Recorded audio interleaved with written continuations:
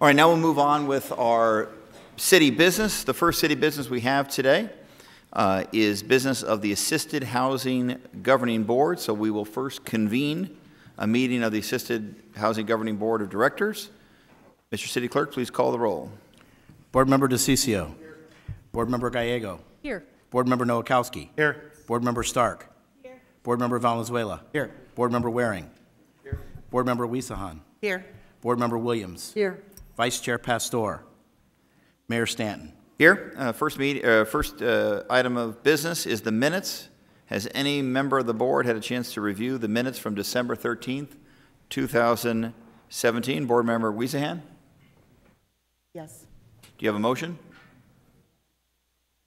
We have a motion of approval. Do we have a second? Second. Motion and a second. Any comments or questions? All in favor say aye. Aye. Any opposed? That passes unanimously. Item number 4 is a proposed resolution as it concerns the 2018-19 Annual Agency Plan, 2018-19 Capital Fund Program, the Capital Fund 5-Year Action Plan for HUD Form 50072. That's our Section 8 Housing Choice Voucher Administrative Plan and Admissions and Continued Occupancy Policy for Public Housing. Board Member Wiesahan, do you have a motion on item number 4? I move it be approved. We have a motion and a second. Any comments by members of this council? Questions? All in favor say aye. Aye. Any opposed? That passes unanimously. Item number 5, which is proposed approval of a city to contract with Quadell Consulting and Training for management operations of our Section 8 Housing Choice Voucher Program. Councilmember Wiesahan, do you have a motion on item number 5? I move for approval.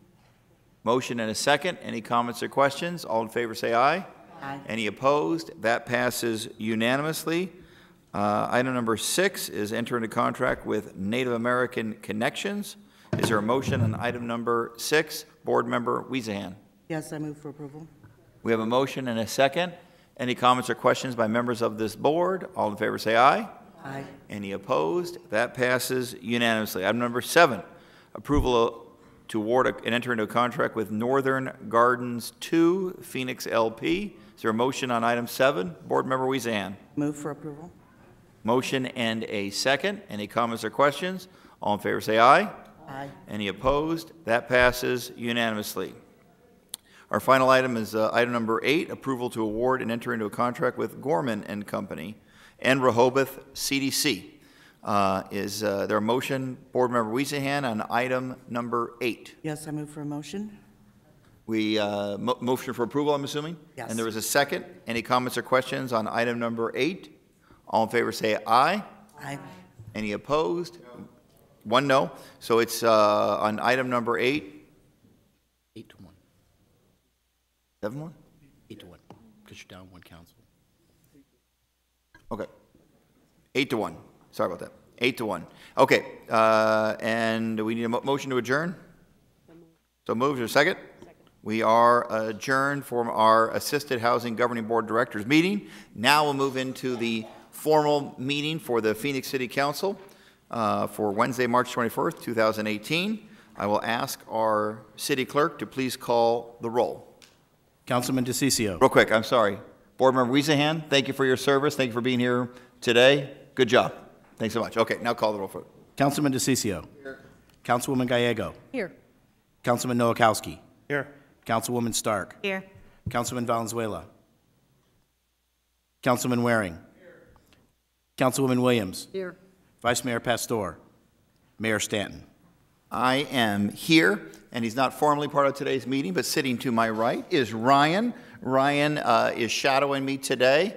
His parents bought me at an auction on behalf of his school. So Ryan is lucky enough to get to hang out at City Hall today and participate. He won't be voting in today's meeting, but if you see him whispering in my ear, you know he's giving me good advice. So thanks, Ryan, for being here, being by my side. I appreciate that.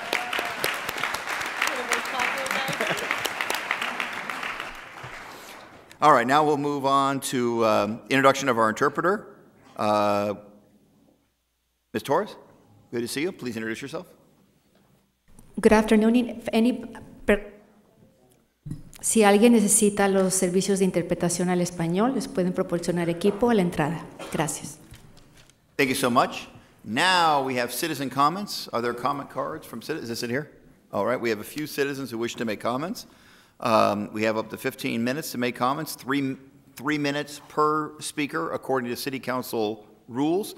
If we don't get to all the speakers at the 15 minutes allotted now, we will then have citizens with the opportunity to continue a citizen comment at the conclusion of all the business before today's city council. Our first speaker, Antonio Contreras. And then the second one will be Larry White Jr. Mr. Contreras, up to 3 minutes. Good to see you. Good to see you too. So my name is Antonio Contreras. I am the son of Celia Contreras, who is a business owner on Central Avenue. We represent the group 4 lanes or no train, whereas we represent the residents, business owners, and property owners that disagree with Central Avenue light rail expansion that reduces traffic lanes from the current 4 to the 2 lanes of vehicular traffic being proposed. We want to maintain our way of life and provide for our families. Whereas we have built a legacy that is unique to South Phoenix. Renters and property owners have worked side by side to improve our community.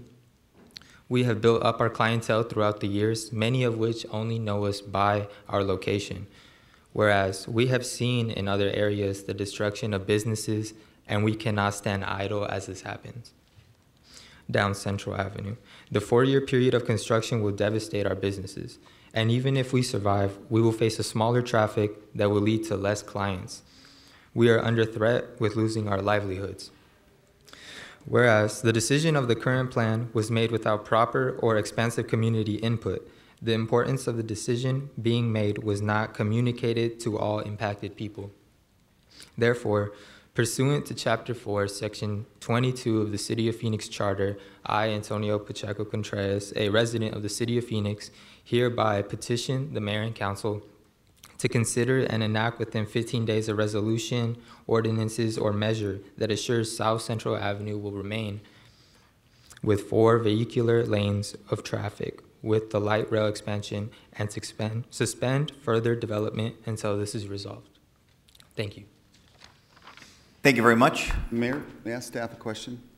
If it's a non-agendized, what's the nature of the question? So let me not make determination. If I say it, then I know. Because we're not legally allowed to address specific things, but I can ask a question about this. I'll leave it to the city attorney. Is that allowed if it deals substantively with an issue? Mayor, Councilman DeCiccio, you certainly could ask a question of staff, directing staff to follow up or whatever, but obviously we can't discuss or debate a non-agendized item. I won't ask that. But what I would like to ask staff is this then, is I would like to find out, because I've heard of this issue before, is why north of, basically the north side, which is the more wealthier side, gets the 4 lanes and everything south does not. So I'd like to know why this happened. I'd like to know that before we even take this issue up. All right, thank you very much. And was there a petition to collect? Okay, got it. Okay, good. Next speaker will be Larry White Jr. Good afternoon. Good afternoon. All right. So my name is Larry White. I'm owner and founder of Lolo's Chicken and Waffles. I like to think that we've been an institution on South Central Avenue for many, many years. And a community group was formed by Valley Metro called the Community Working Group Members. And on this letter, my name is on here. I was never aware of this, never signed up for it. So I'm here today to inform you that I am not a part of the Community Working Group Members, nor have I attended any meetings, had any conversations, or was even aware of what the Community Working Group was. Light rail will definitely hurt my business as well. I've already lived through it once. I'm the grandson of Mrs. White's Golden Rule Cafe at 808 East Jefferson. And they've been in business since 1964. So when light rail started construction, I want to say back in 99, 2000, they didn't complete it until 2006. For 6 years, my family's business suffered, And I think the same situation will happen to Lolo's Chicken and Waffles in South Phoenix.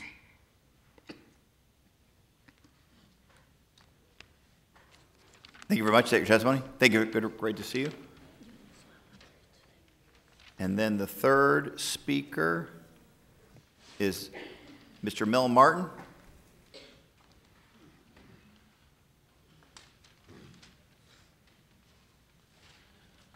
Good afternoon.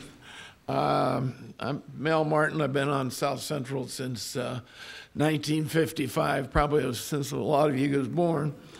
I own 9 businesses there, and we're trying to keep them as South Central. So we're requesting a public hearing to air our concerns about switching to 2 lanes rather than 4 lanes. I could go on and on about how we are been the end of the tail of South Phoenix, but how they could cut down South Central to south of the freeway to south of the bridge to 2 lanes, where everything else is 4 lanes. 19th Avenue, they added a lane to 19th Avenue when they put light rail in, and now they want us to starve to death on South Central. The business will close up. That's all there is to it. We appreciate the hearing, and we have petitions that we'll present at that hearing. Thank you. Thank you very much, Mr. Martin. Good to see you. Next will be Mr. Sino Lee. Is that the correct pronunciation? Mr. Lee, good to see you. My name is Saiho Lee. My family owns commercial property on Central Avenue in South Phoenix. It's called Central Mart. We have 10 different businesses inside the property, and I own a clothing store inside myself. We have been in business since 1991 for 27 years now. Okay? We've been serving the community and representing the community for decades. I'm here today to represent all 10 businesses of Central Mart because we're all terrified of the potential impact of the light rail as it's currently designed. We've heard from dozens of sources and other businesses that they've suffered from lengthy construction times and problems with traffic congestion and a reduction of lanes. We want to see the light rail redesigned as outlined earlier. We want 4 lanes for cars, not a reduction of 2 lanes. And if we can't have that, then we want no train at all. So please support our local small businesses and vote to redesign the light rail with 4 lanes. Okay? Again, I speak for a group of 10 businesses in South Phoenix, and we're all incredibly worried that if the light rail continues as planned, that we will be going out of business. So we need to put the plans for the light rail back on the drawing board. So please help us. Thank you. Thank you very much, Mr. Lee. Next speaker is Mr. Lincoln Ragsdale, Jr. I think we have enough time, so then it'll be, how about Jack Mao? Good afternoon. I'm Lincoln Ragsdale, Jr. We have property over there on the South Central. One property is a funeral home. Used to be Universal Sunset Chapel, now South Mountain Mortuary. It's at 7007 South Central. The other piece of property, which we have a kidney dialysis center, which is off Broadway and Central. The funeral home we've owned since 1968, and the kidney dialysis center, or that land, we've owned since 1989. I've always requested 4 lanes. It seems like it has always fallen on deaf ears. Of course, I have mentioned that in the different meetings I've gone to, that South Central was a red-lined area, and it was mainly ethnic, and that the city didn't want to go down and buy pieces of property to make it 4 lanes. In the process of experiencing the construction at 1100 East Jefferson Street and 1140 East Washington Street, where the light rail is over there on 12th Street, and also a transit station, that we had a significant impact of that. I understand that the gentlemen that ride bicycles, which I ride a bicycle, and I understand the comprehensive bicycle plan that was put together in November of 2014, that I don't know if they took that into consideration, and if we are going to have a reduction of 4 lanes to 2 lanes, I think that we should use one of the bicycle lanes as a shared lane with automobiles, which also can be, has been written into the state law and the City of Phoenix law in regards to cars, and bicycles are actually the same and can share that lane, so that way don't have a significant impact on the businesses in that area. Thank you very much for your time. Thank you very much, Mr. Ragsdale. I think we still have enough time. Jack Mao.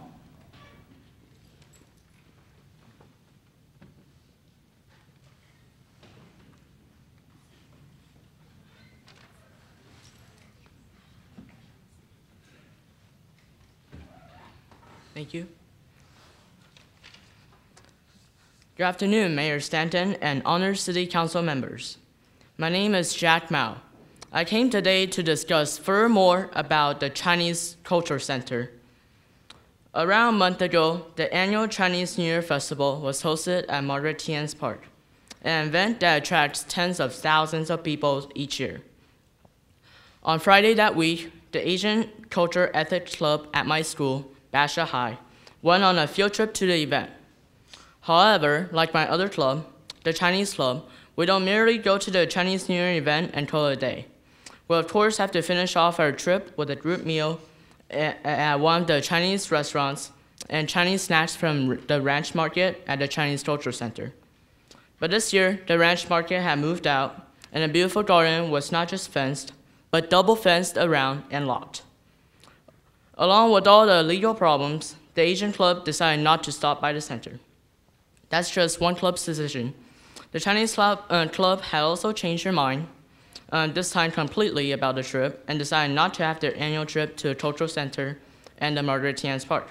That just left the culture center 100 or so people less that day. Not the best marketing strategy, right?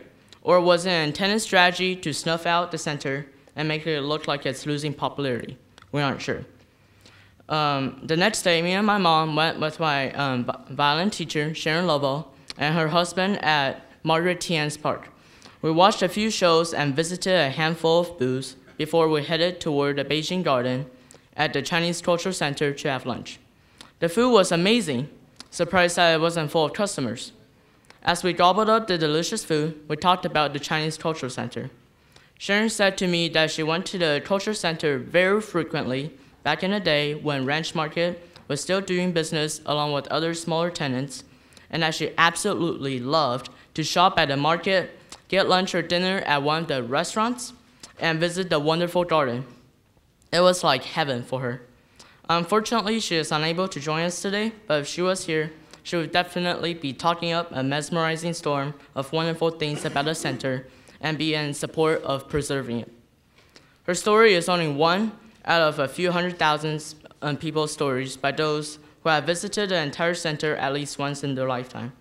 The Chinese Culture Center has been through over 20 years of care and loving from its dedicated and respected management. It's a shame that the current management does not have good moral and business and cultural aspects, and would dare to inflict harm upon the Chinese and now part of the American culture. And this conspiracy needs to be stopped. Today, I call upon the City Council to bring an end to this madness and fulfill this cultural project started over 20 years ago. Do not quit because it's a situation with little desired outcome. Do not quit because it may cost the city a few $1 million. Do not quit because future problems may attack the center again. Do not quit. Bundles upon bundles of money have been poured into this center, mixed with the sweat of the ever hard-working Chinese architects, who have come all the way from China to build the center. Not to mention that materials now rare were transported from China to build this one-of-a-kind monument, an almost exact replica of the Forbidden City. Materials that True North are taking away to an unknown place, one piece by one piece. Please stop True North from inflicting further harm upon this unique center and bring back the real beauty of the Chinese Culture Center and the loving memories of the old-time visitors. Thank you. Thank you so much, Mr. Mao, for that good testimony. How are you doing on time? All right, so we have many other speakers. We're going to try to get through our agenda as quickly as possible. Looks like there's about 8 or 9 other speakers to go. We'll have a time at the end of our regular agenda for additional citizen comment. We'll now move on with our city agenda. City Clerk, would you please read the 24-hour paragraph? Titles of the following ordinance and resolution numbers on the agenda were available to the public at least 24 hours prior to this council meeting and therefore may be read by title or agenda item only. Ordinances number G6439 through 6440, S44262, and 44333 through 44400, and resolutions number 21618 through 21621. Thank you very much. Now is approval of previous city council meeting minutes. Councilman DeCiccio, have you had a chance to review the formal meeting minutes, February 7th, 2018? Motion to approve, Mayor. There's a motion, there's a second. Any comments or questions? All in favor say aye. Aye. Any opposed? That passes unanimously. Next is liquor license applications. Is there a motion on liquor license applications? Motion to approve items 2 through 22. There's a motion. There is a second. Any comments or questions? There are cards. All in favor? All in favor? Okay. Keep those for the record. All in favor say aye. Aye. Any opposed? That passes unanimously. Now we'll move on to ordinances, resolutions, new business, planning and zoning. Is there a motion, omnibus motion? Motion to approve items 23 through 129, except the following. Items 41, 42, 60, 61, 63 through 66, 71, 93, and 129. Items 69 and 120 have been withdrawn. Item 122 is being continued to April 18th, 2018. Items 94, 97, and 110 are as revised, and excluding these items for public comment, 31, 41, 123, and 129.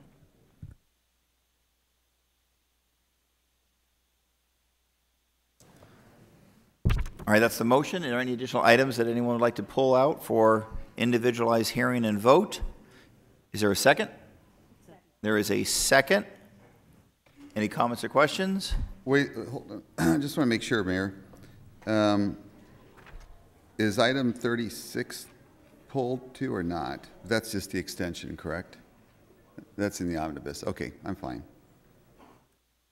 Okay, there's a motion. There is a second. Roll call. DeCiccio. Yes. Gallego. Yes. Nowakowski. Yes. Stark. Yes. Valenzuela. Yes. Waring. Williams. Williams. Mayor Stanton. Yes. Okay, next on the agenda. Move approval of item 31. Is it 31? Wait a minute, are we? 41? 31 is the first. Oh. It was public comment. Okay, just a second.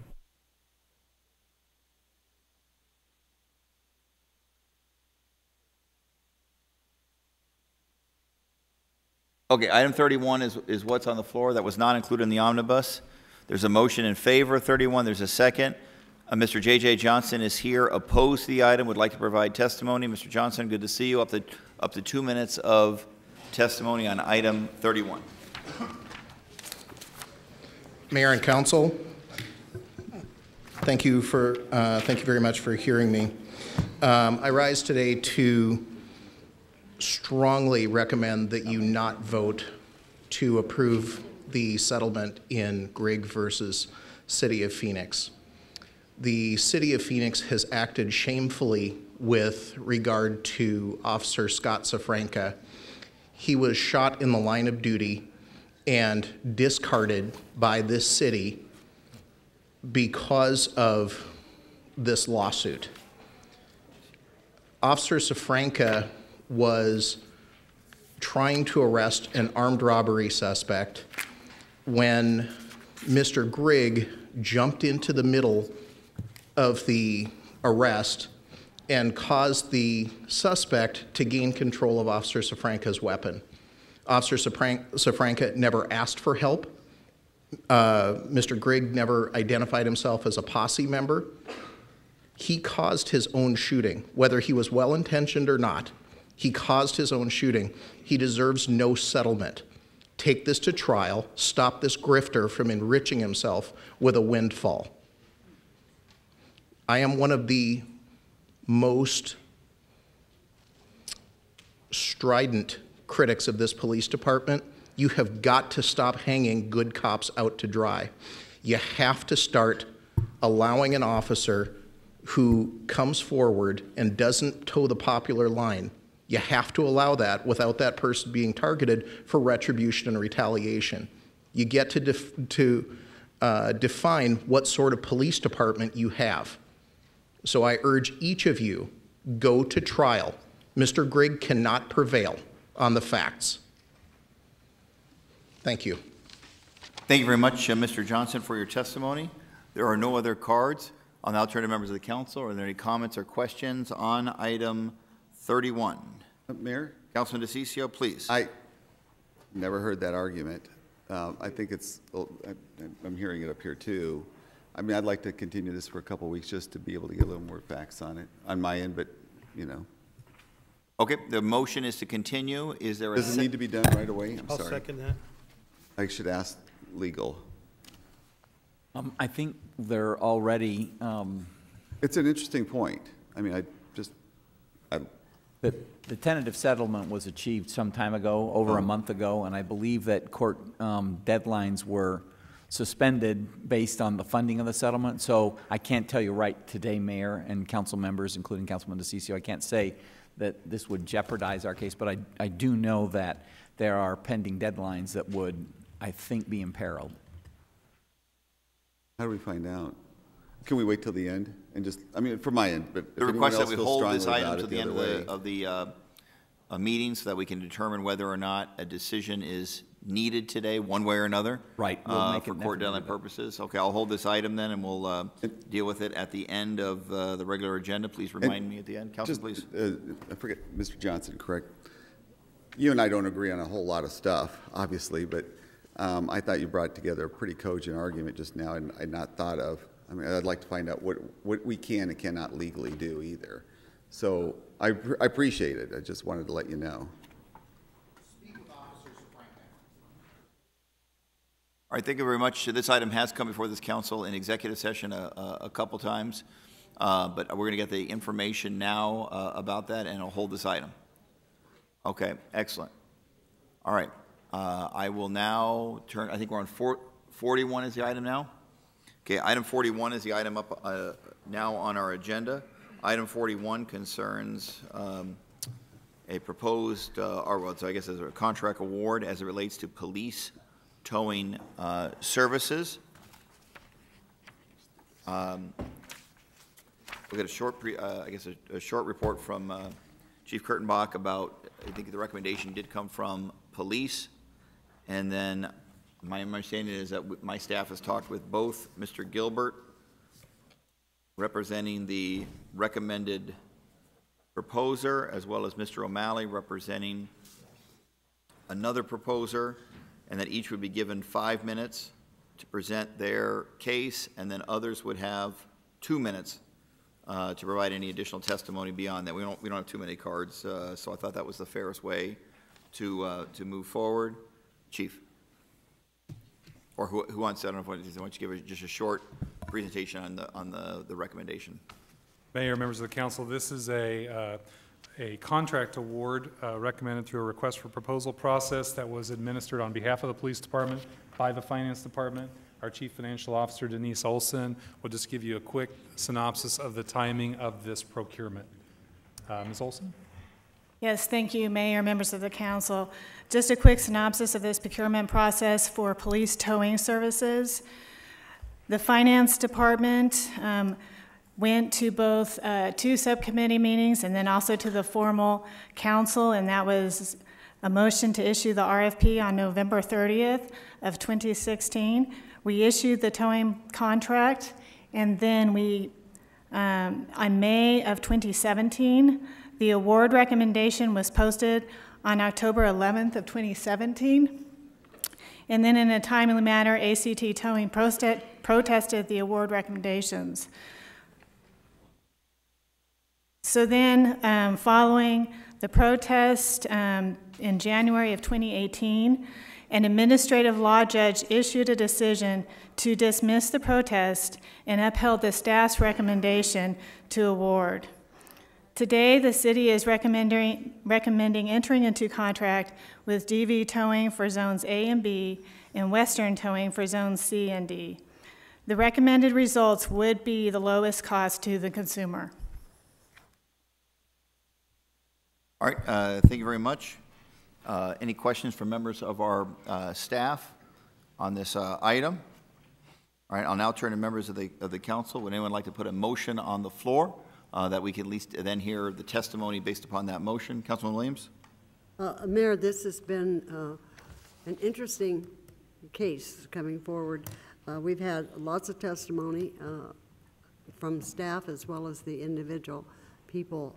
I think that we did not follow all the steps that we could have or should have maybe, but I do think an administrative law judge has reviewed this.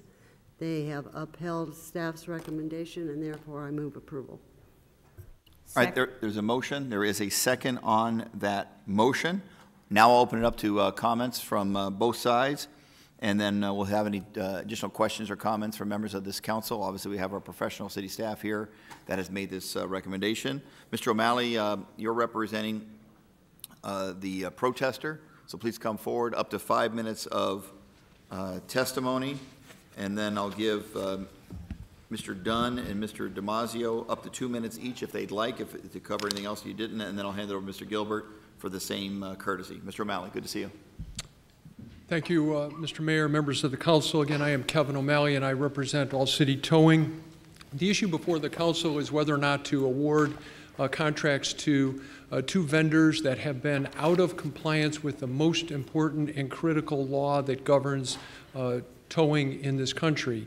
That's called NIMVITAS. It's the primary tool for control of either criminal or fraudulent use of VIN numbers. When vehicles have been salvaged, they can be used for criminal activity if those VINs are not properly reported to the federal government. During the course of this process, initially the winning bidders were told the city council and told an ALJ that the towing companies were not subject to this statute. They also argued that reporting to the state was sufficient to comply with the federal statute. When city staff reached out to DOJ, we found out that neither of those are accurate. In fact, towing companies do need to comply, and compliance with state reporting is not sufficient. During the course of the various hearings that we've had, meetings that we've had with council members, finally, after some drilling down, we got a concession, an admission from both DV and Western that they have not been reporting during the last 5 years while they have been a city contract vendor.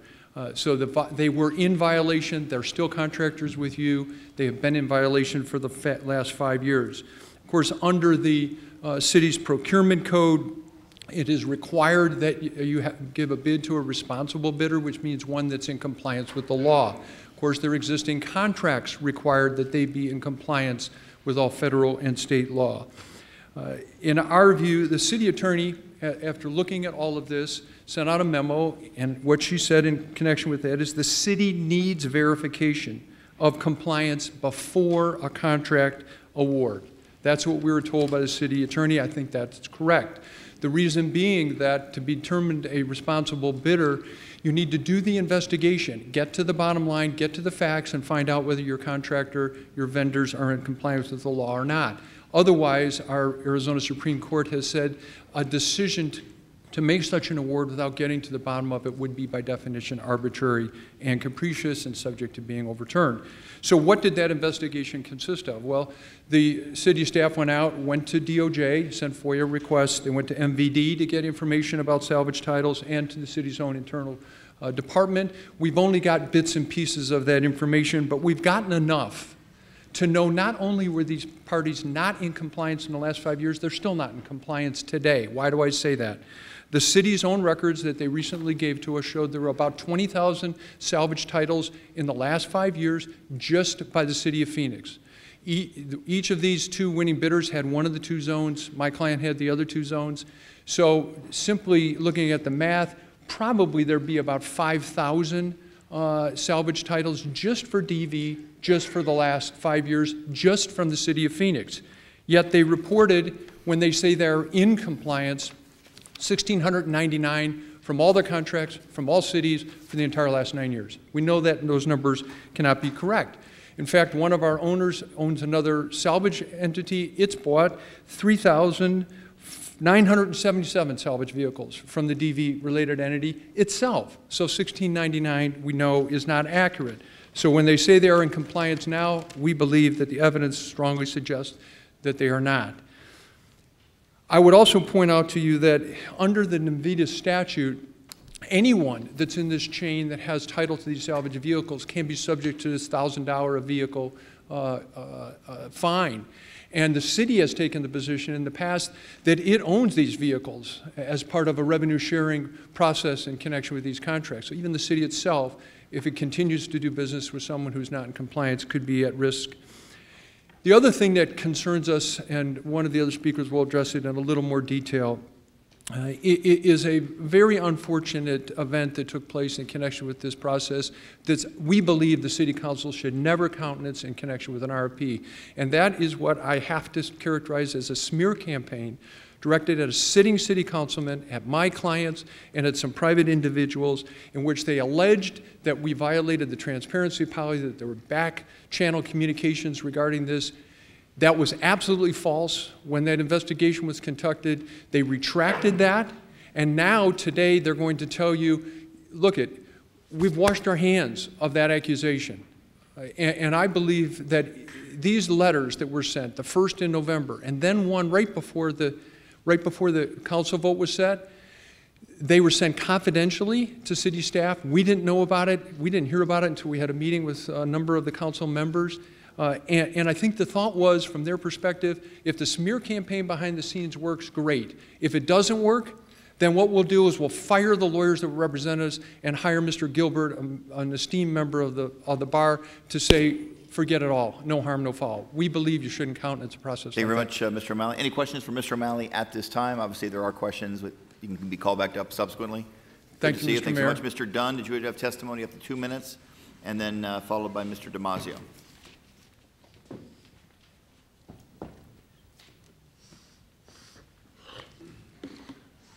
Thank you, Mr. Mayor, members of council. My name is Jeffrey Dunn. I'm the general manager of All City Towing. I'm a resident of Phoenix in District 2. I appreciate your time today. I don't want to re-echo what Mr. O'Malley has stated. However, I think it's very important what we've heard through several meetings with members of council, some on 2 occasions actually, that somehow All City Towing is now not compliant with Navitas. I'm here to tell you that we are 100% compliant with Navitas. We use a third-party reporting company that is authorized by DOJ, and when we upload our information, it could be at the end of the month, it could be at the beginning of the month, we are subject to when DOJ updates their website and also when the third party updates their website. So to make any inference that we're not compliant is 100% less than factual, and I'm here to testify to that today, and we welcome any audit from the DOJ to prove that. With respect to the letter that Mr. O'Malley had touched upon, what's interesting about that is that on 11/2, back in November, DV's former counsel, Mr. Levine, sent an email with a lot of salacious allegations. And as Mr. O'Malley indicated, it was directed towards a sitting council member, our owners, our company, and a private citizen. We made a FOIA request on 11/16 for any and all documentation relative to the towing RFP. And for some reason, that was withheld by the city. They indicated that it was not withheld, it was just overlooked. But it took over 100 days for us to get a copy of that most incendiary piece of documentation in the procurement file. We don't know why. DV doubled down on February 20th, the day before the expected vote for this same contract.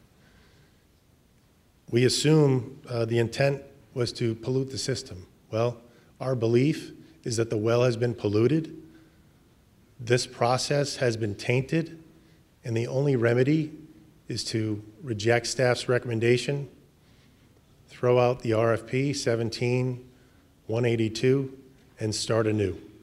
Thank you very much. Thank you very much, Mr. Dunn. Mr. Damasio?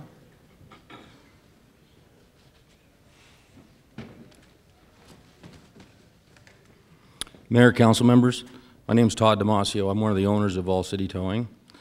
And over the years, I've been in this business for 23 years. Our firm has participated in numerous RFPs, IFBs, RFQs, et cetera. And I have never seen staff take a biased approach at evaluating a contract. This is one of the things they brought up is that, we were the highest bidder, but one of the things that hadn't been talked about, it's a revenue sharing contract. Our firm was over double the revenue back to the city than these other two competing vendors. The process is flawed, as Mr. Dunn had just stated, and the biggest concerning fact is Phoenix, out of all the cities that we service, probably has the most stringent transparency policy. And so, we're following the rules. We're requesting public meetings with the council members. We've gotten to have meetings with most of you, and yet staff circulates these letters, as Mr. Dunn just indicated, prior to a vote. In essence, they're kind of violating their own policy.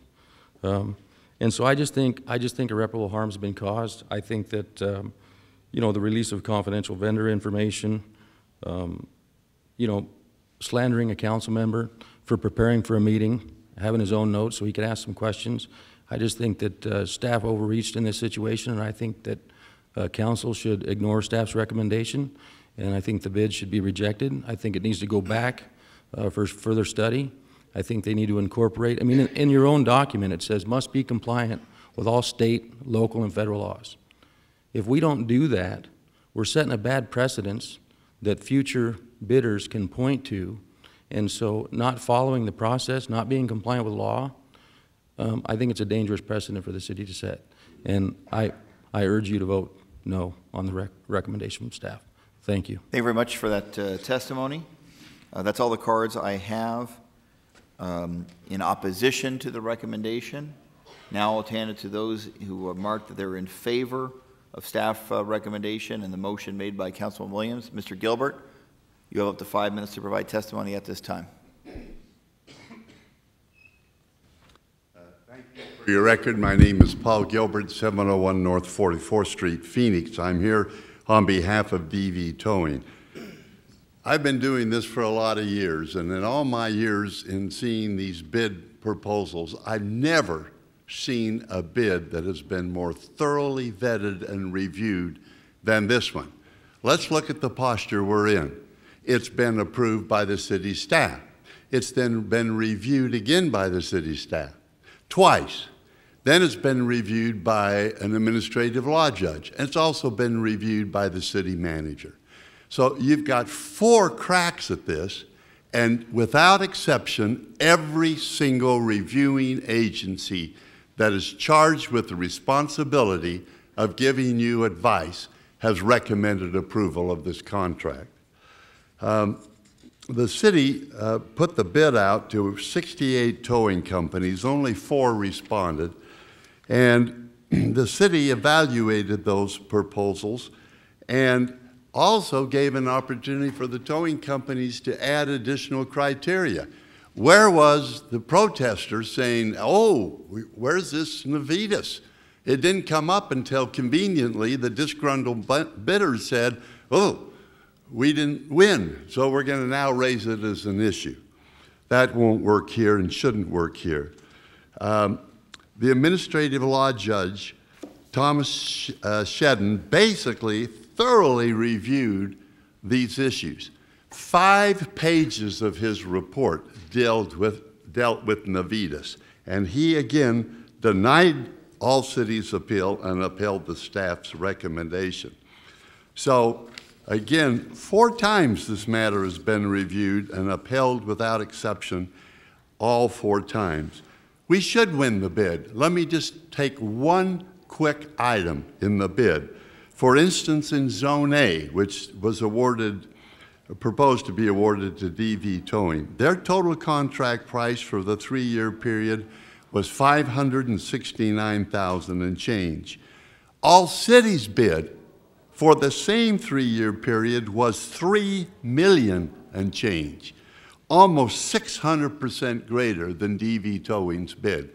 Is there any wonder then why the staff felt so strongly that DV Towing should be awarded this bid? Now, basically, we're dealing with 2 attempts to obfuscate and confuse what's going on here.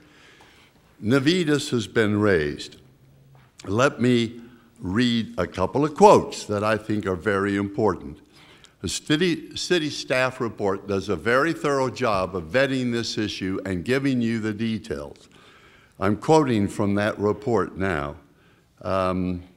It says that basically, can't find my quote here. Here it is, that the Navitas has not been violated by DV Towing. The administrative judge found the same thing.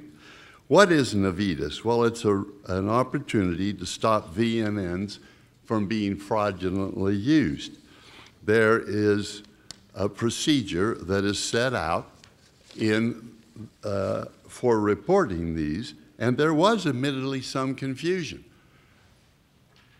The bulk of the towing industry made the assumption that if they reported to the state, then the state would report to the feds. That's what happened. We dutifully reported to the state. We didn't try to hide anything.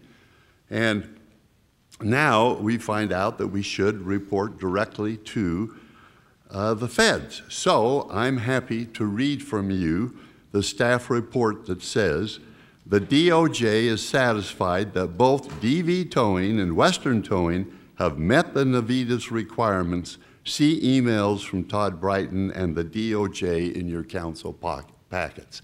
That issue has been heard, addressed, and decided. It is only confusing the issue to bring it up now. Furthermore, I want to state unequivocally that we are in compliance with Navitas. We've gone back and we have complied. So we meet that requirement. Furthermore, your contract says that you got to be in compliance going forward. Obviously, we will. That point was also made in the city staff's report to you. So Navitas is nothing more than a red herring here, and it is being an attempt to confuse what's going on here by a disgruntled bidder. Lastly, let me make a quick comment. I don't think it's worthy of addressing it much, but this alleged attempt to smear. Basically, as soon as we got involved in this, we clarified that we have not and have no knowledge of any attempt or any conflict of interest in this case. We've made that clear in all the hearings. We've made that clear to the other side. So now they're saying, well, that taints the issue. How can it taint the issue? We've said that isn't an allegation we're making, and you haven't voted on it yet. So unless you're belatedly tainted by something that took place before we entered the picture, that doesn't make any sense. We now state unequivocally that that is not an issue, and again is an attempt to confuse the issue. Thanks for your testimony. Thank you. It was I have my a couple. pleasure. I know you have, I don't know if they're with you or not, but they wanted to speak in favor of the staff recommendation. Ms. Elaine Hall and Mitchell Cole. Ms. Hall, did you wish to provide testimony?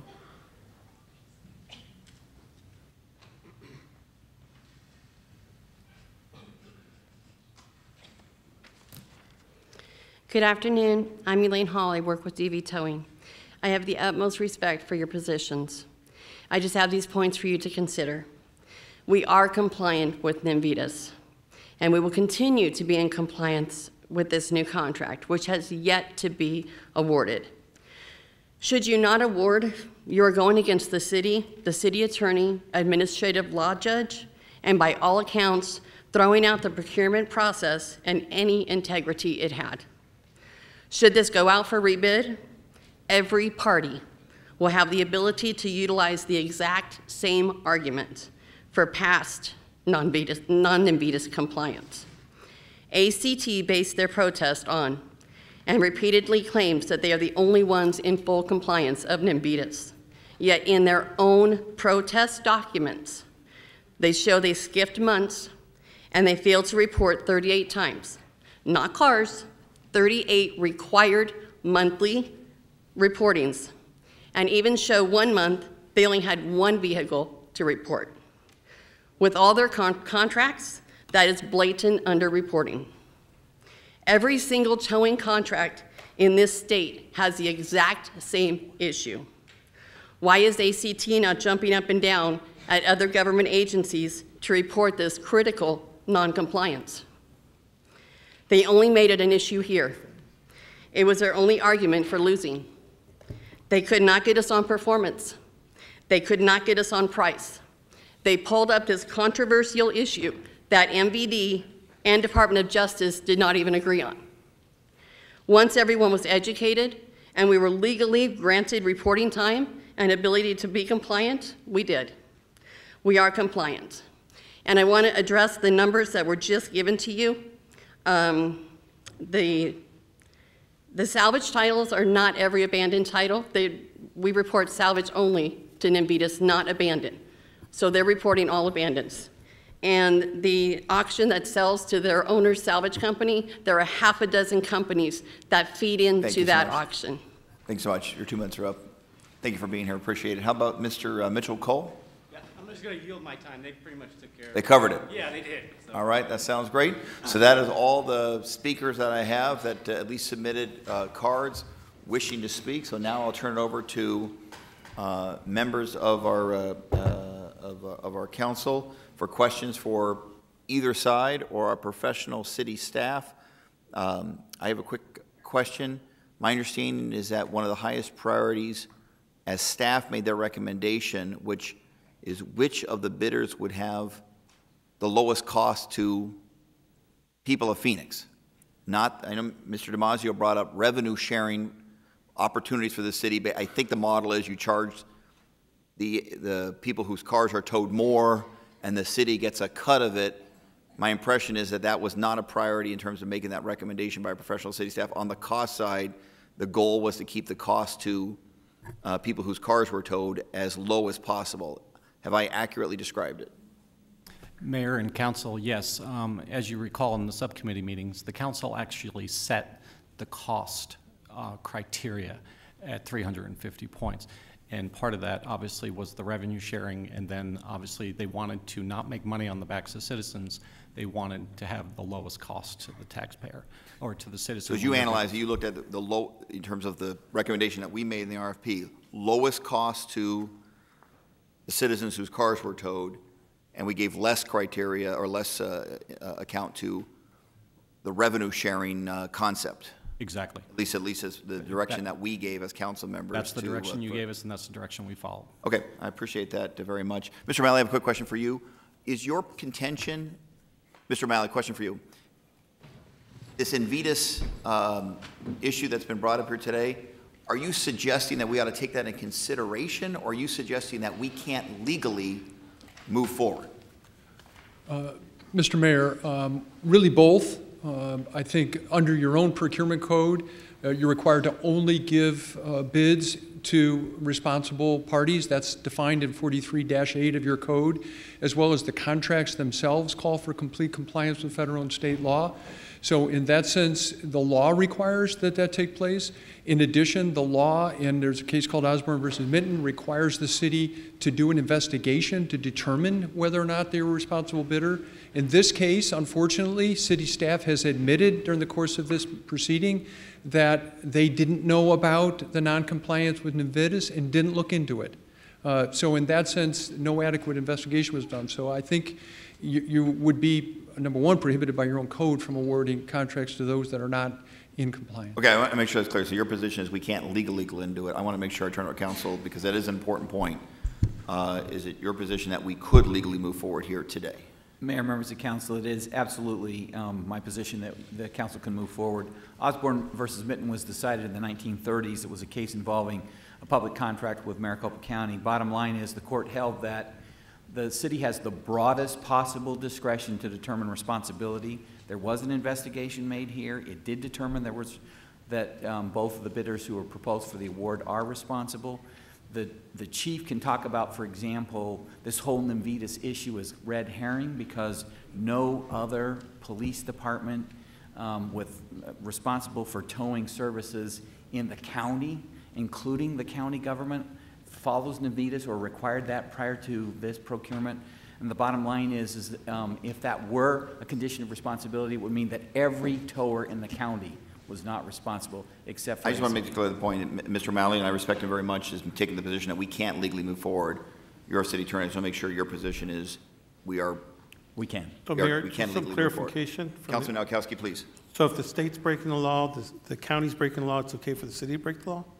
I mean, it doesn't make sense. Real quick, go ahead and answer the question to the best of your ability.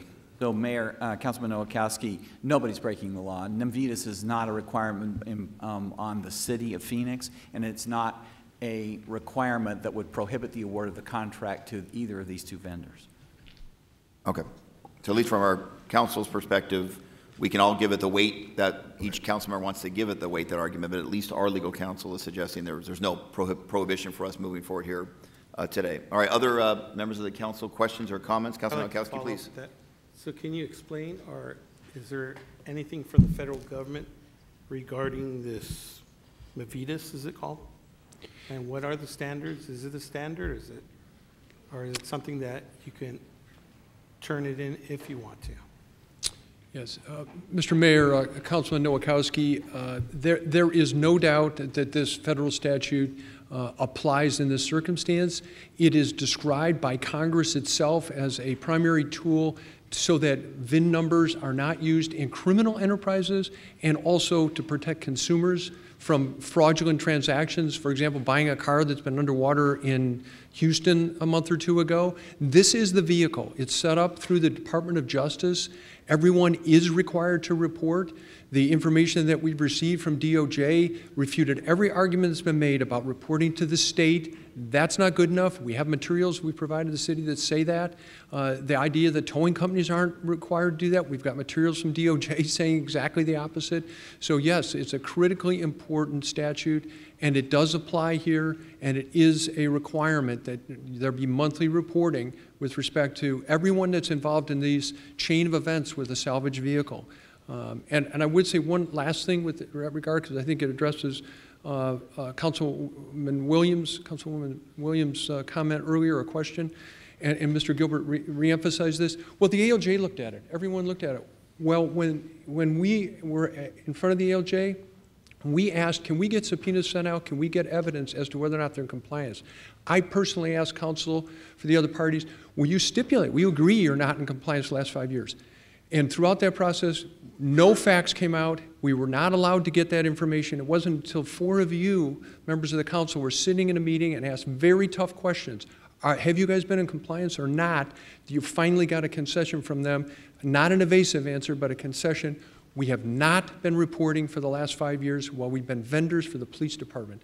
So we didn't have a chance to vet this 4 times before an ALJ. We were cut off. We got no hearing, no evidence at all. It was all done on the basis of paper that was submitted in which they were taking positions that they were in compliance. A follow-up question. So let's say if somebody doesn't apply to the Avitas, is there a fine or? Yes, Mr. Mayor, Councilman Nowakowski, that's one of the reasons why I mentioned this issue as being critically important to the city as well, since the city has taken the position that it owns some of these vehicles as part of this contract process. There is a $1,000 per vehicle fine, $1,000 per vehicle. And we're talking about the city's information that they gave us about 2 weeks ago indicates during those 5 years there were just under 20,000 salvage vehicles. So you can do the math at $1,000 of vehicle, you could have millions of dollars of fines against not only these non-compliant parties. And on that score, the DOJ, in response to an email, the DOJ thanked these parties on January 18th of 2018 for your efforts to come into compliance with required NVIDIAs. That's the first time they even tried to come into compliance, is in January, long after they've been serving this city for the last 5 years. All the DOJ said in response to that, when city attorney asked, we need to have a verification of compliance, they wrote back, not that they were in compliance, they wrote back saying, we do not send notices that officially absolve businesses from potential non-reporting penalties. They said, we're going to allow them to try to get back into compliance, but we will take into account past non-reporting and potential fines if we find out they're not continuing to be in compliance. So there was never a blessing here from DOJ that they've ever been in compliance, and your own data would suggest they're still not. We'll take just a quick moment. This is a very important issue, but something even more important is Ryan has to go to his tennis lesson, our mayor in training. So Ryan, thank you very much. Get on to your tennis lesson.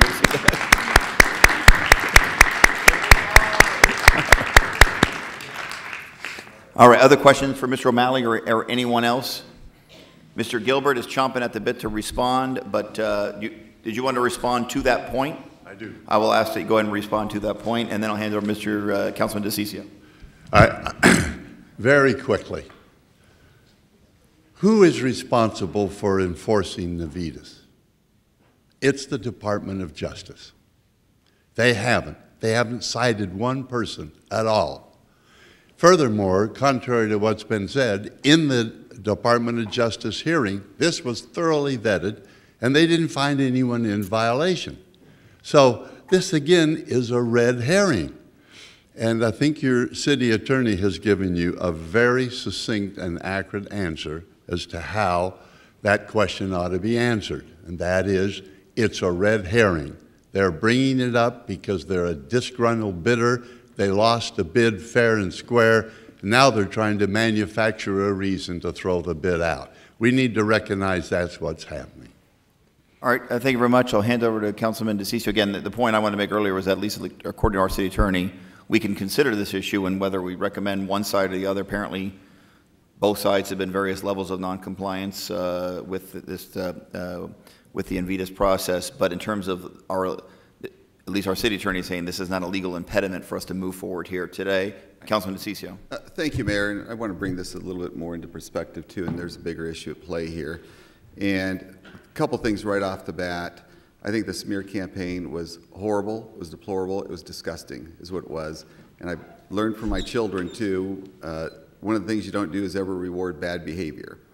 I'm not happy with the way this was handled by staff, as I've expressed privately, and I'm not going to get any more details onto that.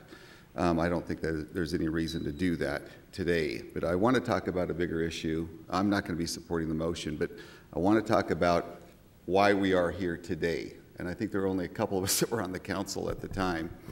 So if you go back many years, there was one company, and I want to make sure that the public understands what occurred historically, because you need to know what is also happening behind the scenes on most of these contracts. There was one company, I believe it was United Towing, that had the stranglehold, the complete control of City Hall on that. They had the #1 towing, they had the whole city of Phoenix. I came in, met with them, met with others, and said, we're going to break that monopoly. We're going to break it apart. We're going to create competition. So we have kind of a competitive thing going on occurring now. There is constant pressure to always go back to one. And right now, correct me if I'm wrong, there are three companies. The three companies that are all fighting right now are the same ones who have all contracts with the city of Phoenix. Is that correct from staff? That's true. So all three of these companies already have contracts with the city of Phoenix. The whole idea was to create a competitive model so more people compete. Same thing happened at the airport. I want to bring that up. The fact of the matter is there was one company, Host, which is a good company. United was a good company as well. I'm not saying that they weren't. One company at the airport had all of the retail contracts. I met with them, told them, I met with the airport. I said, I'm going to break up this monopoly. We need to have better competition. I think we have a better airport because of that. Now we have retail that are homegrown. They're here from the city of Phoenix. It was all done because of the level of pressure. Likewise, what's occurring today is we have constant pressure to always go back to the number one. And there's going to be people like myself that say, that ain't going to happen. So my position, I wanted to see 8 zones at one time.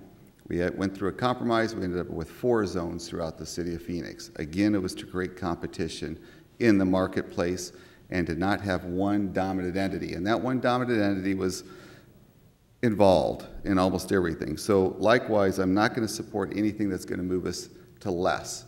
I want to see it to be more. I'm not going to support this, but I do want to put one more thing on the table. And it's something else I think we need to talk about. Matter of fact, I talked about it with my chief of staff, Sam, the other day. No one even thinks about this. When you're talking about why salvage title matters and why abandonments matter, think about this. Is it the guy with the Ferrari that's going to have a salvaged car? No, it's not. Why is it that the city of Phoenix needs to be tracking salvage titles? Why do we have to keep abandoned titles? Why do we have to know what's going on? It's because the individuals that are generally going to be the ones that are going to lose their vehicles, and the city of Phoenix makes money off of them to do this, are the people that can afford it the least. So think about it. They get arrested, something happens. Things happen in people's lives. It just happens. And let's say they're in jail for 30 days, and after, I believe, 30 days, they can lose their vehicle. It is the way the system is set up. I don't think it's overly fair, but why we need to be keeping track of those ourselves is because I believe we have an obligation to know what is happening with people in our city, and even if people outside of our city, we have an obligation to know what's happening with their most important asset. And for a lot of these people, this is the only thing that they've got in their lives, and it's the only way they get to work. It's the only way they can support their families. I've had a situation where my dad's car was wrecked in a car accident one time. When I was 14 years old, I'll never forget it, and why this matters. His car was wrecked. He could not get to work. We grew up poor. It was the only vehicle in our family. So having a vehicle in a family, my dad could not get to work. We had to find a way for him to get there. So having a vehicle matters. Why the city of Phoenix needs to keep track of everything, especially with these vehicles, matters. So I'm not going to support this, Mayor. I would prefer it to be rebid, but I'm just going to vote no on this. Thank you. All right, thank you very much. So Councilman DeCiccio, you support the revenue sharing model as opposed to low-cost model? I do, but I have concerns with it. Let's just put it that way. Okay. We need to keep track of all of them.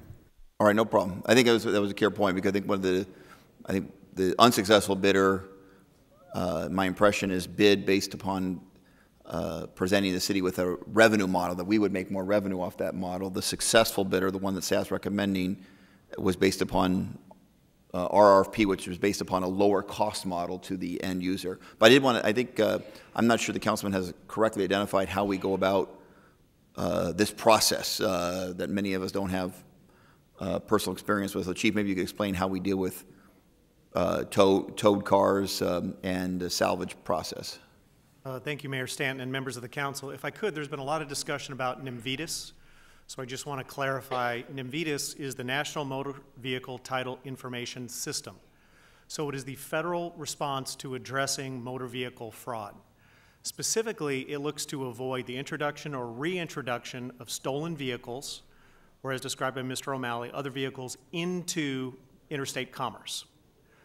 I wholeheartedly agree as I sit here today that the Phoenix Police Department was not aware of NMVIDIS nor followed NMVIDIS compliance, which is not a city responsibility, it's a vendor responsibility prior to this issue coming up. So I just want to be very clear about that, and ultimately that's my responsibility. But what I will say is that we follow state law, which is much more robust and prescriptive. Specifically, if you look at 283511, which is specific to a certain tow, we follow those guidelines, which requires reporting within 3 days. So if I may, Mayor, to your point, I would like to talk about the system because I agree, Councilman DeCiccio, it is critically important that we track all impounded vehicles.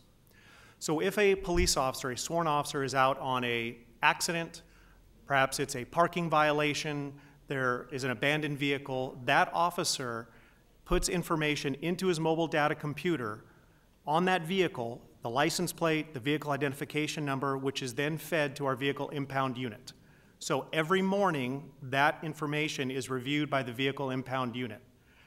To ensure that there isn't fraud or a missed keystroke, then they reconfirm the information that was inputted by the officer. Mistakes happen, we're human, we recognize that. After 10 days, Councilman DeCiccio, at that point, the vendor could apply for abandoned title at 10 days. Prior to that happening, a detective goes to a vendor lot and does a physical inspection of the vehicle.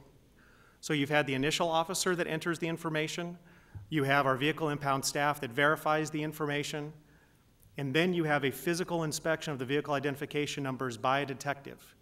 And just to ensure that everyone understands, you have a public VIN that you can see in your car that's right on the dash, and then there are private VINs that are not as readily identifiable.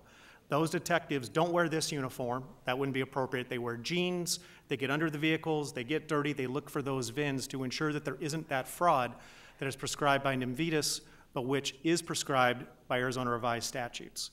Those are the lengths that we go to. What we did further, because I wanted to make sure that it wasn't just the Phoenix Police Department that was unfamiliar with NMVIDIS, we surveyed 10 agencies to include the Department of Public Safety and the Maricopa County Sheriff's Office.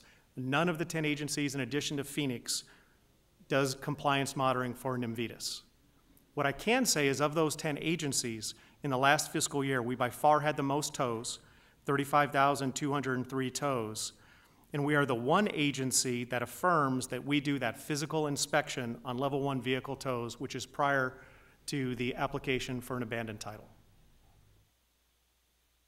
Thank you very much, Chief. Any other comments or questions by members of this council?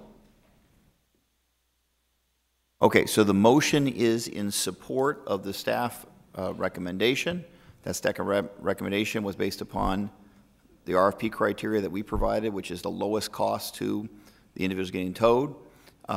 There is a second on that motion. Roll call.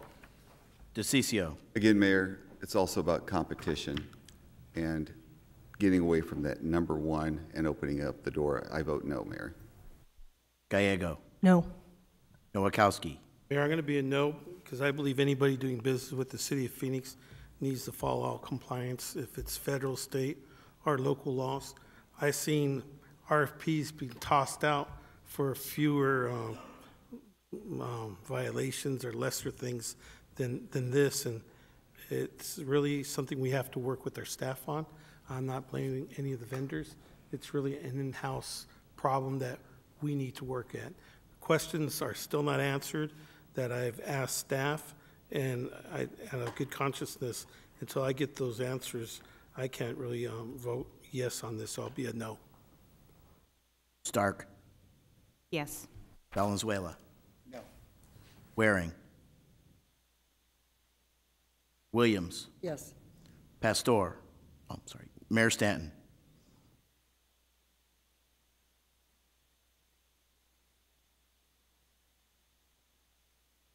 Oh, 4-3 right now? 3 yes, 4 no. Okay, so right now the vote count is 3 yeses, 4 noes. If it's a tie vote, I'm turning to our city attorney, what would happen? Mayor, members of the council, a tie vote would result in the failure of the motion to approve the award of the contract. What would happen? We'd have to rebid the entire thing? Okay. So if I vote yes, that would be 4-4, and we'd have to rebid the entire item. Okay. Well, I've made it clear that I do support the city staff recommendation. I think they follow the RFP process with fidelity. I do believe that this case was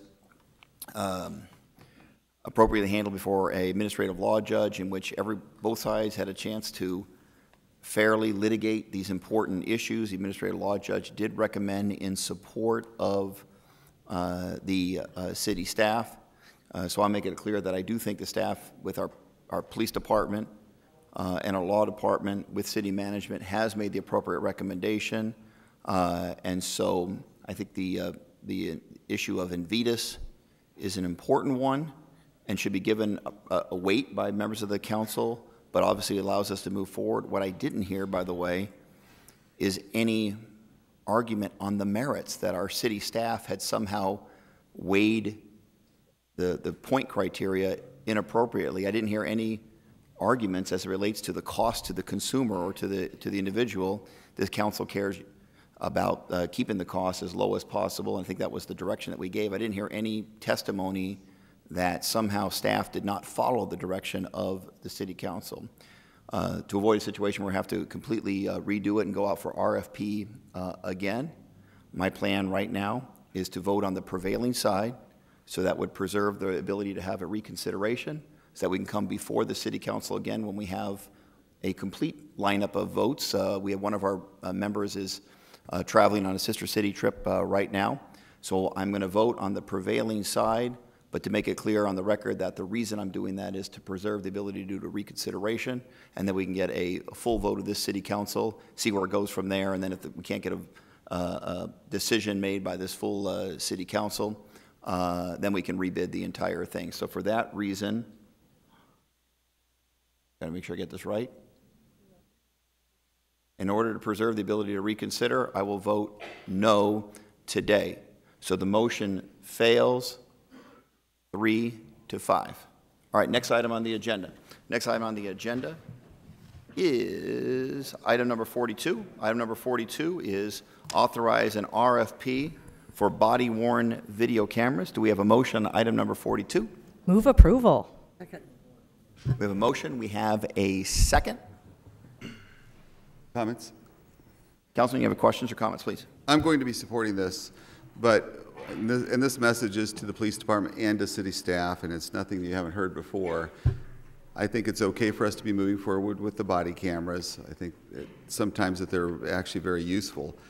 But I'd like to see more police officers wearing our body cameras. That means we do not have enough police officers on our streets right now. It's great to talk about things that are on the outside, but if we don't have enough bodies patrolling, protecting, and looking after our neighborhoods, it doesn't matter how many body cameras you have out there. So my message is to the police department, we need to step up our hiring. I don't believe that the 3,100 plus police officers that we have set in place, remember that is a financial look at what it is with our police officers that we want to have. It's based just on the finances. No one has done, that I believe, an assessment of need of exactly what it is we need to have in our police department, how many police officers in each special sections. We have not done any of that. It's only based on what we think we can afford. That is not the way things should be done at the City of Phoenix when it comes to public safety. We need to do an analysis of how many police officers we really need. We had a high of how many at one point? 3,300, I think it is. Mayor Stan, Councilman DeCiccio, our high was 3,388 sworn. And then currently we're about 2,900. Is that correct, Chief? Almost 3,000. So about 3,000. We are still short of what we had when we had less population in the city of Phoenix. It just does, it's not logical for me. So I don't mean to get up, but we are talking about police, and I can talk about the subject, but we definitely need to have more officers on the ground and wearing those, the cameras. Thank you, Mayor. I'm supporting this. Thank you very much. Councilman Warren? Thank you. It's nothing against the body cameras. I'll be voting against this. We've talked about this before, so I'll try not to belabor it. I think the 5 million, Ed, translates into about 40 officers. From what I remember the last time we did this with, I think it's been about a year and a half, it was like 5.4 million translated to 40 officers, but it could have changed. Mayor, Councilman Waring, that's, it's probably less than 40 officers. It's about $150,000 an officer. So let's say 35 officers, 5 million would be $5 million per year every year. Thank you. I just think it's more important to have officers out there. One of the things I remembered, I really haven't had a briefing about this in a while, so technology could have changed, because I think it's been a year and a half since. So, and again, it was 5.4 million, I think the last time, so I'm basing my 40 on that, so that's about right. Obviously, probably a little more expensive to have the officers out there too now. But, you know, I have concerns about spending money on this, given it's not, again, check me if I'm wrong, Ed or Chief, it's not so much the expense of the cameras, it's the people that have to go back and redact the video and so forth. It's just very labor intensive. That troubles me. I just think as technology improves, I don't know that there's any guarantee in the RFP that we'll be able to replace, you know, as look at your cell phone. I mean, how much better is it than it was 5 years ago? How much easier it is to use? That's a concern of mine. So it's nothing against the cameras. I'm not against, you know, I understand why people would vote for it too. I just don't think I can get there, given how many officers we could put out there with the same money. Thank you. Thank you very much. Councilman Gallego. Thank you. I am very much looking forward to moving forward with this item. I think it will be great for our community. I do agree with Councilman Waring that we want the very best and most modern technology. We definitely want police resources focused on public safety and not on editing video. So I think Chief Kurtenbach had spoken very eloquently at this at the subcommittee about sometimes it will take 9 hours to edit 1 hour of footage. If we can reduce that with technology, that's a win on the budget side as well as for public safety. Chief, you also spoke very eloquently about how this is good for public safety, for accountability, and for our officers, and I don't know if you could just weigh in on that again. Mayor Stanton, Councilwoman Gallego, the reality of the world in which we live is that everything that a police officer does is scrutinized, as it should be. We are civil servants, but with that, I think it's very important for what an officer sees, so as an officer is looking out for that to be captured, for his or her actions to be captured from his or her point of view, and that's what body-worn camera allows us to do. We talk about transparency. We talk about transparency in the law enforcement profession, and it's critically important that we cut through divergent viewpoints and we capture to the extent that it's possible, because it is a piece of equipment and it is fallible, but to the extent that it's possible, we can show what happened during an incident, particularly critical incidents that tend to polarize communities. Wonderful. Thank you. Thank you very much. Any other comments by members of this City Council? Councilman Valenzuela, please. This is the right thing to do, and I appreciate your work on this, Chief Kurtenbach, and everyone who's at the table. When I first took office in 2012, you know, we with your help, you were the commander in the Maryville precinct at the time.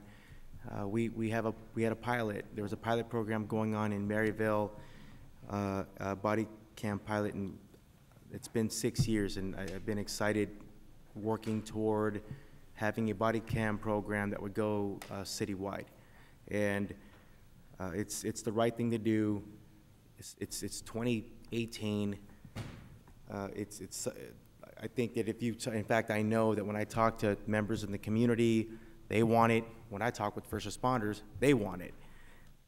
It's a win for everyone, and so this is again the right thing to do. I'm excited to support. Thank you very much. Any other council members? Roll call. DeCiccio. Yes. Gallego. Yes. Nowakowski. Yes. Stark. Yes. Valenzuela. Yes. Waring. Williams. Yes. Mayor Stanton. Yes, this item passes 7-1. Next item on the agenda is item number 60, Citywide Investigative Services. Do we have a motion on 60? Move approval. There's a motion. There is a second. Any cards in this item? Any comments by members of the council? Councilman Waring, please. Yes, just one question for Les. So the idea of this is to cut down on costs by spending a little money up front on the investigators.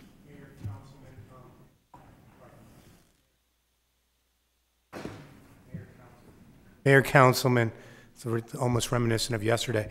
That is correct. That's going to give us an opportunity to keep more cases, larger cases, high dollar exposure cases in-house, rather than sending them out. For the audience, otherwise we got to go hire attorneys who have this expertise and these investigators and so forth. This way we can do it with the attorneys we already have on hand, which is just, it's cheaper and hopefully more efficient. Yes, Councilman, that's absolutely correct. I appreciate it. Thank you, Mayor. Thank you very much. Any other comments? Roll call. DeCiccio. Yes. Gallego. Yes. Nowakowski. Yes. Stark. Yes. Valenzuela. Yes. Waring. Williams. Yes. Mayor Stanton. Yes. Let's see. Next one is 61. Is there a motion on 61? Move approval. Second. There's a motion and a second. Any cards? Any comments? Roll call. DeCiccio. No.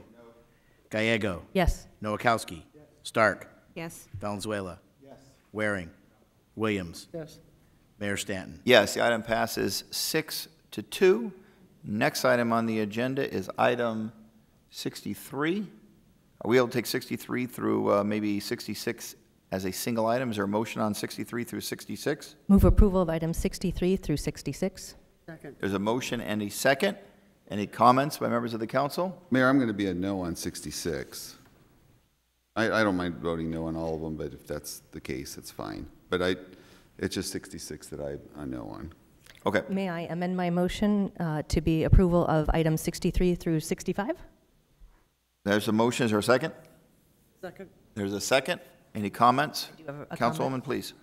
This is a series of very exciting votes for our city. We are committing more than $4 million in home funds towards affordable housing, and we have a series of great projects that address housing for LGBT youth, the chronically homeless, and veterans. This is something we've been hearing a lot from our community, and we've gone out and found some great private sector partners who are addressing these challenges. This includes coming up with a new way to package our vouchers that was very successful in getting partners to take advantage of them. We have been talking a lot about affordable housing, and we have a series of very impressive projects here today that I think we ought to celebrate. Thank you very much. Councilman Waring, please. Thank you. I had a question for staff. I think Cindy's making her way up, but hopefully she can hear me as she's coming. So this is, I think each of these is federally funded. So this is money that came through Congress, et cetera, and got passed down to us, and we're divvying it up. Is that a fair summary? All right. Ms. Stotler, our housing director, how would you describe the resources for the awards that we're voting on today? So yes, Mayor and members of the council, Councilman Waring, yes, these are federal funds that we receive from the federal government, and then we pass along to affordable housing developers. Thank you. I'm good. Thank you very much. Any other comments or questions? Roll call. DeCiccio. This is excluding 66, correct? Correct. Yes. Gallego. Yes. Nowakowski. Yes. Stark. Yes. Valenzuela. Yes. Waring. Williams. Yes. Mayor Stanton. Yes. Those items passed unanimously. Item 66. Move approval of item 66, award project-based Veterans Affairs supportive housing vouchers. Second. Motion and a second. Any comments from members of this council? Roll call. DeCiccio. No. Gallego. Yes. Nowakowski. Yes. Stark. Valenzuela. Yes. Waring. Williams. Yes. Mayor Stanton. Yes. That item passes 7-1. Next item on the agenda, 71. Vision Gate Proposed Development Agreement. Is there a motion on 71? Move approval. Second. There's a motion and a second. Are there any cards on 71? Any comments by members of this council? Roll call. DeCiccio. Sorry, hold on just 2 seconds on this one. I got to go through my notes again. No. Gallego. Yes. Nowakowski. Yes. Stark. Valenzuela. Yes. Waring. Williams. Yes. Mayor Stanton. Yes. So the item passes 7-1. Okay, next one is 93. Is there a motion on 93? Move approval of item 93. Second. Motion and a second. Any cards? Comments by members of this council? Roll call. DeCiccio. No. Gallego. Yes. Nowakowski. Yes. Stark. Valenzuela. Yes. Waring. Mayor Stanton. Yes. Williams. Yes. Mayor Stanton. Yes. All right, so that was 7-1, I think, or 6-2. 6-2. That passed 6-2. Next item is 123. Item 123 is a citizen petition, consideration of the citizen petition as it relates to Los Olivos Park, urban work farm, and concessions. There is one. Mr. Stanley wants to speak on this item. It's important to note, and please come forward. Substantively, the decision, as you know, I think, of the Los Olivos Park Urban Work Farm and concession contract would be before the Parks Board, which is a separate independent body appointed by the members of this council, but a separate body, and they have their own, they're not overseen by the city council. They'll make their own independent decision. But I'm happy to hear any testimony you have knowing that fact. Mr. Stanley. Yes, Your Honor. First of all, I would like to submit a couple of exhibits. And basically, the first point is I'd like to amend the petition, and that's Exhibit B, which isn't very logical, but that's how I numbered it. Unfortunately, I do not have extra copies of it, but basically, that simply changes the first bullet point of the requested action from that the council instruct the Parks Board to that the council recommend to the city manager that he instruct the city Parks Board.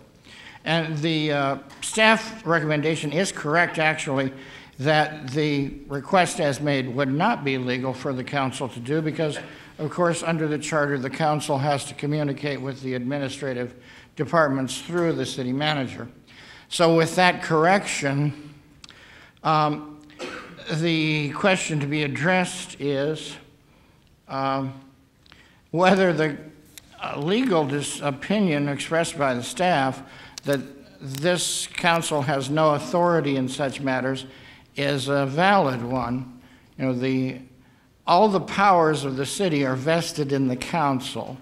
It creates the Parks Board, and it clearly has the power to set policy. The second bullet point of the petition asks that the council simply acknowledge federal law as well as what I think most citizens of this city would want, and that is no diminution of public outdoor recreation space in our parks without at least substitution of equivalent space. That's the idea that the Parks Board, you know, this is actually a colossal real estate giveaway that this proposal would bring about.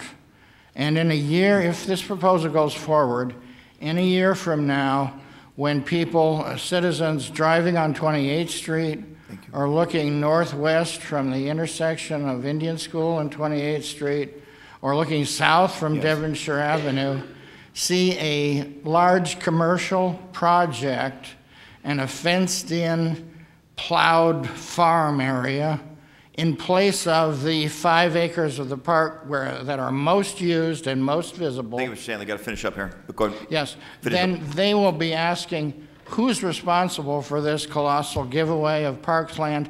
And the answer, oh, well, the Parks Board is independent. We don't have any control over it. They could do whatever they want.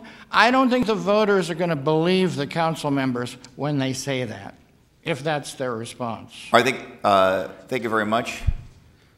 On occasion, we do get blamed for things that we actually didn't do, but hey, that's the nature of service in public life.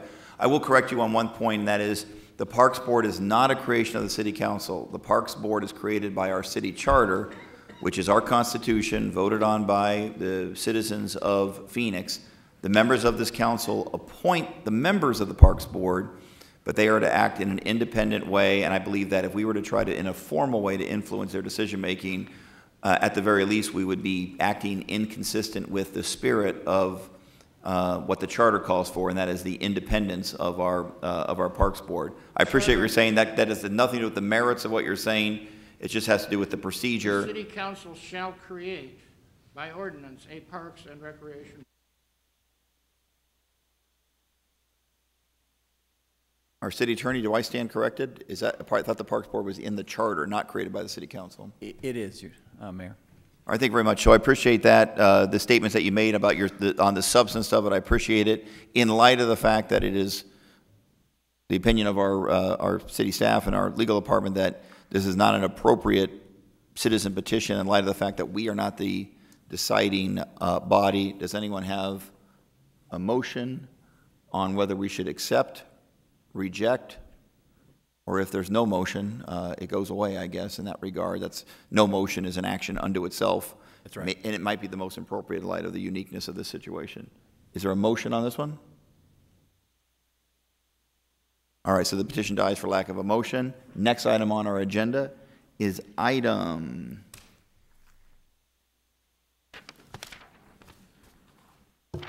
Item 129. Item 129, a member of this council did ask that the vice mayor vote be put on this agenda. City manager did comply with that request. I'll now turn to Councilwoman Stark. Do you have a motion on item 129? Thank you, Mayor. And before I make the motion, I do want to, although Laura Pastor is not here today, she is on official city sister business. I do want to thank her for all her dedicated and hard work she has done in the past year. She did a tremendous job, and I really applaud her for what she has done. With that, I'd like to make a motion for Thelda Williams. She has so much respect. Real quick, is there a second on the motion? There's a second. Thank you. Go. I just want to say I have the utmost respect for her because she always exhibits respect to the public, to staff, and to her fellow council members. I know she'll do a terrific job. I know you're not going to get to sit next to me anymore if you become the vice mayor. I'm going to miss sitting next to you, but I think you'll be tremendous. Thank you very much.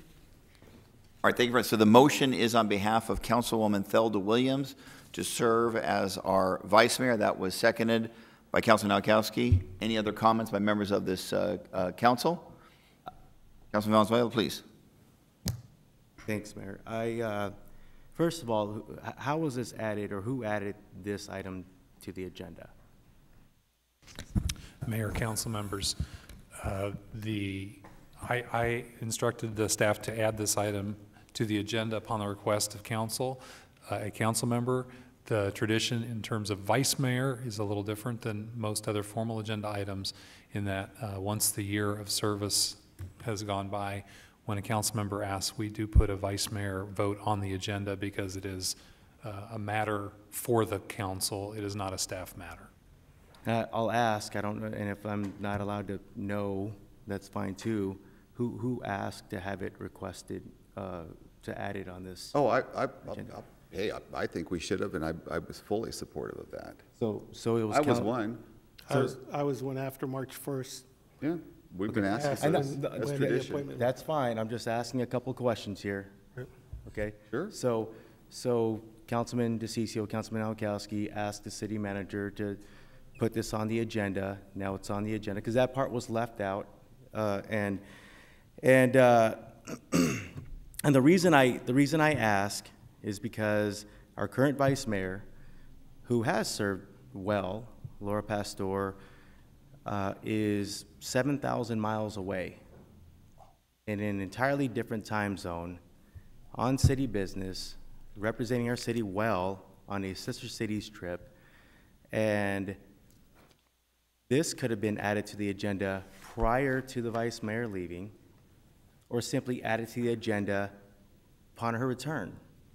But this was done in this fashion, again, while Laura Pastor is 7,000 miles away.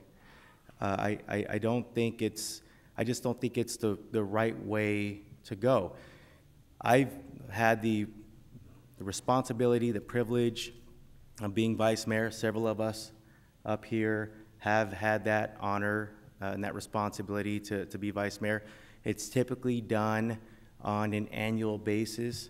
It's typically done, and it's typically added to the agenda when someone else now has the votes, and now it's time for a change. I don't think, and when the vice mayor gets back, I'm sure she can answer this question for herself. But I know Laura pretty well. I think all of us do. I don't think this is a title that she would hold tightly and not be willing to give up to a deserving member of this council. I don't know why in this way it just feels like we're prying this title away from Laura Pastor without her even knowing what about it. I mean, she is on the other side of the planet. And so there's a right way and a wrong way. Now, in terms of the pick, I will tell you, Elder Williams is rock solid. I think she's a great leader for our city. This has my concerns and my words on this issue truly have nothing to do with the pick. Elder Williams is amazing. I'll never forget Thelda's leadership in 2013, the needed vote we needed for this city to strengthen its anti-discrimination ordinance. Thelda Williams came through for us, and she's been a leader. Again, this has nothing to do with Thelda's leadership. In fact, at some point, this council may be expected to pick an interim mayor, and I'll announce now, I'm looking forward to supporting Thelda Williams to be the interim mayor of our city. So my comments today have nothing to do with the pick. It's in how this city and this council decides to go about its business. I have a real concern with that. We just heard a towing issue, and now we reserve the right to bring the topic back while we have a full council. Why don't we just postpone this vote? Why don't we just delay the vote?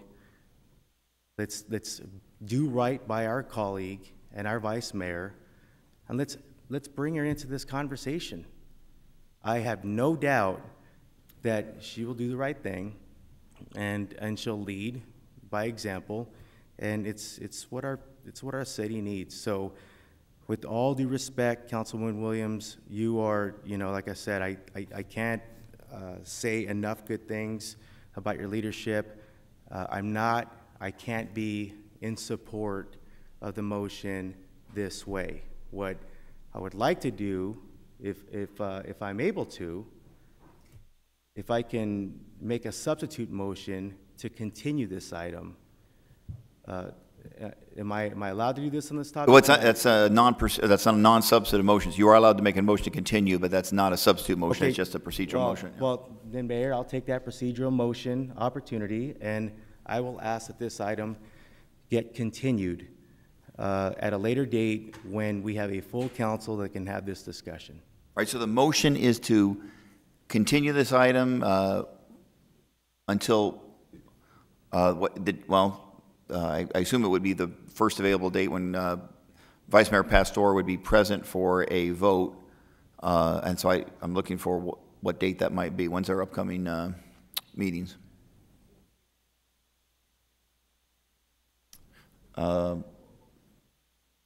She would be back. Okay.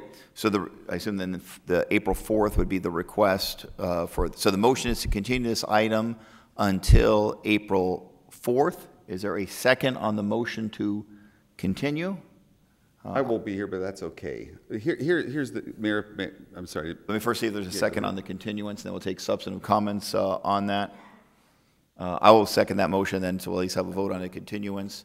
Councilman DeCiccio, please. Yeah, the fact of the matter is this always comes up in February is when the vote should have occurred. It's already the middle to the end of March, and, 3 members of the council can easily ask for any item to be on the agenda at any time. That's just what the rules have always been. There's no weird thing going on here. And if Laura wants to stay on, no one's ever done that before. If she wants to pry her hands onto it, I don't know. You used the word pry, Danny. I don't know. So I'm just saying that probably never occurred. There was never any intent. It's already over, it'll be close to a month since this normally occurs, and no one has ever had it more than a year. And I'm fine the fact that I won't be here April 4th. It won't be a full council anyways, but I'm going to support that motion because I'm actually okay with it because I feel like the council is just going to do the right thing. It's just a vice mayor position anyways. So 3 members can always put something on the agenda. It's just the way it is, and it's always been like that. Thank you, Mayor. Okay, no problem. No, I think anything was suggesting that anything inappropriate was being done by putting on the agenda. I think the request by Councilman Valenzuela was, the request was made. His thought was that the timing was better at a different time. Councilman Williams, please. just want to everyone to know that this was somewhat of a unexpected pleasure, and I communicated with Laura several times this morning, so she is well aware of what was going on and even offered to call in with her support. So I don't want you to think, or the audience to think, that she's totally unaware, has no idea what's going on. I believe she's been in conversations with several of us the last 2 or 3 days. So I hope that gives you some comfort to let you know that she is aware and what's going on. I'm not sure how supportive she is of having an agenda item placed on as an add-on agenda item, the last one to be placed. I think there's a better way of doing it. I don't know who has been the vice mayor the longest. I don't know. I mean, there was a time when the vice mayors were chosen in January, then in February, then in March. If this motion goes through, then there'll be a change in April. Regardless, the next time it may happen in February. We don't know. All I'm asking is that it's done correctly. That's all. Well, according to some councilmen, it's done correctly. This is not done correctly. Well, it's always been done. So, Okay, so nothing weird is here, but if you the want motion to make it weird, is you can. on a continue for the reasons that Councilman Valenzuela stated. I'll now turn to, there are folks who want to speak on this item, but right now the only motion on the table is a continuance. So I look at Ms. Winiger. She's saying no testimony on continuance. Mr. Bradford, any testimony on continuance? Mr. Nielsen, please come forward. You have up to 2 minutes to provide testimony. The issue on the table, though, is whether to hear this item today or to continue it for another time. I'm guessing, by the way, substantively, this won't change the decision of this council where it goes for vice mayor. It's just a matter of the time. Please. Yeah, I'm sorry, sir. Did you say I have 2 minutes, not 3? 2 minutes. Okay. Is there a clock where? That light will go when it turns red. That's when 2 minutes, and they'll hear a beeping. 30 seconds. Okay. All right. I've never done it over here. I only come to subcommittee. I'm just going to speak on this real quick, make some good points, and then I want to spend my last minute going on over everything else they said here. Let me show you how we get down at Baptist Church at Fib C. First of all, speaking of Laura Pastor being gone, I had met Ed Pastor a lot, and I didn't even know it until I saw a picture in his office. Good guy. You are all bosses and good people. And I just want to point out, it's great that we can all have disagreements. The competitors can sit next to each other, but at the end of the day, you know, it's America, so we talk about our problems and we come through with it. But what I'm getting at is I think we should listen to the fairness, because we need to pay attention to election law on this one. We don't want to taint the upcoming election, and at the end of the day, the city council shouldn't be taking a vote on who they support. If you should come to terms beyond the scenes and do that. But that's up to you. I'm not really here to speak on that. Now, for my last minute, I'd like to point out, how dare All City Towing? What he was saying is right. How dare All City Towing say there that the VINs for getting your cars towed? All cities who steals your car. Everybody knows that. So we're going to leave the testimony to just this issue of vice mayor. That's the agenda item that's on the table. Otherwise, we're in violation of the open meeting. Oh, I'm sorry. Okay. Well, maybe I should speak at the end. I'll know for next time. But just pertaining to this issue then, the last thing I have to say is, Ruben Gallego's tight. I love Ruben Gallego, but Valenzuela's my boy, because at the end of the day, what can I say? You know, some people stand on their own 2 feet. Other people use someone else's clout to get by. The way I see it, divorce $200, bankruptcy $200, self-respect priceless. God bless this city and you bosses. Have a good one. I say that with respect. I'm glad the kid left. Thank you for that testimony. I appreciate it very much. Hey, thank you for remembering what to call it. I get to make my comment. I appreciate it. God bless. Have a good one. Thank you very much, Mr. Nielsen. I appreciate it very much. Okay, so there is a motion to continue. There is a second. Any comments for the council on the issue of just continuing this? I'll do a voice vote. All in favor say aye. Aye. Any opposed?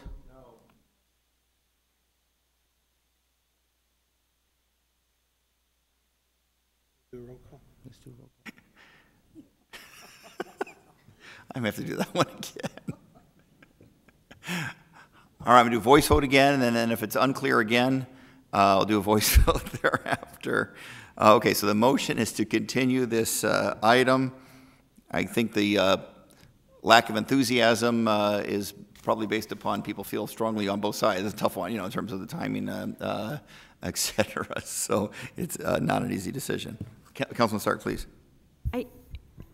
I don't disagree with what you said, Danny. I wish he had been here, I really do, but at this point, it might be uncomfortable to have another vote on it. That's the only reason why I think we should just move forward today. And again, I think Vice Mayor Pastore has done a wonderful job. She's a wonderful woman. And I had a chance to chat with her as well. But I don't know at this point. I think I just would prefer to move on. And it's no reflection on Laura. She's a wonderful person. I'm not sure if we should go through this again. Mayor, if I may respond. Please, Councilman. With all due respect, Deb, I mean, I feel the same way about you as I do Thelda, truly, and you know that. I would agree if this was on the regular agenda. I mean, if this was something that we knew that if the vice mayor, I just don't think that this is, I don't think this is a courteous thing to do. I don't think it's the kind thing to do. I just think that if this was set to be on the agenda prior to our current vice mayor leaving, then that's one thing.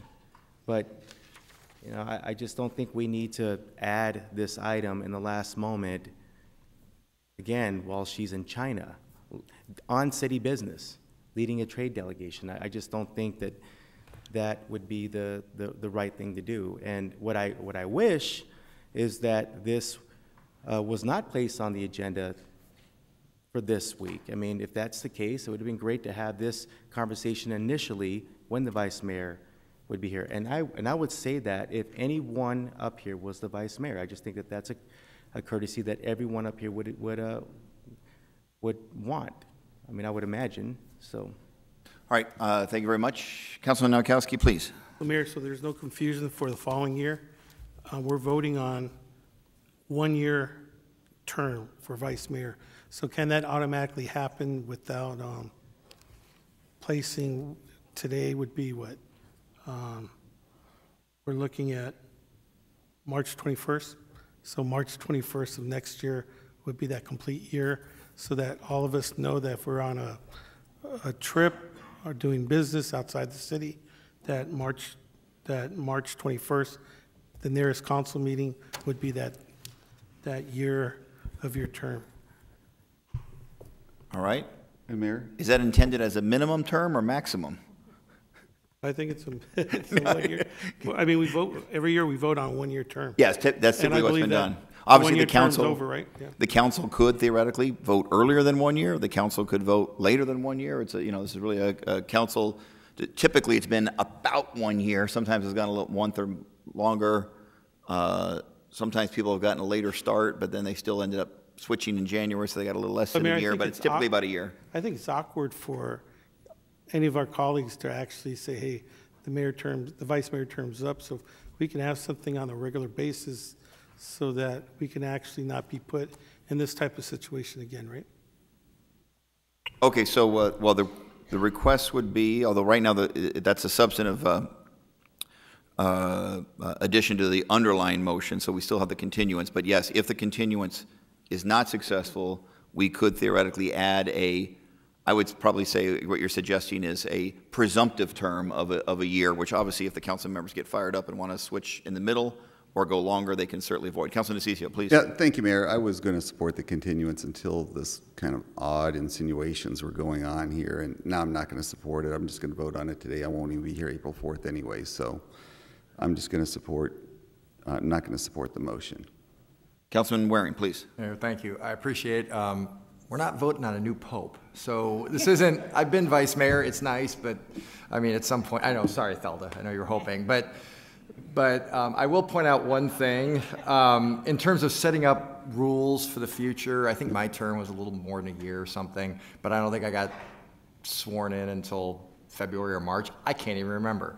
So, I'm sure 30 years from now I'll be telling my grandkids about it and they'll be yawning and rolling their eyes, just like you guys do when I talk about my votes right now. But I will say this, hypothetically, if the mayor were to leave for some reason in the next couple of months, and hypothetically we were to pick Felda, then guess what we get to do? In a couple of months, we get to do this all over again because it was so much fun the first time. So then are we going to push it till, another year or something because we won't have a vice mayor because she would ascend to the throne, and then so maybe we don't want to put in dates for next year. Maybe this is not the right year to be doing that because then the next person will only serve 8 months, 9 months, I don't know. So I do think we should just vote on this today.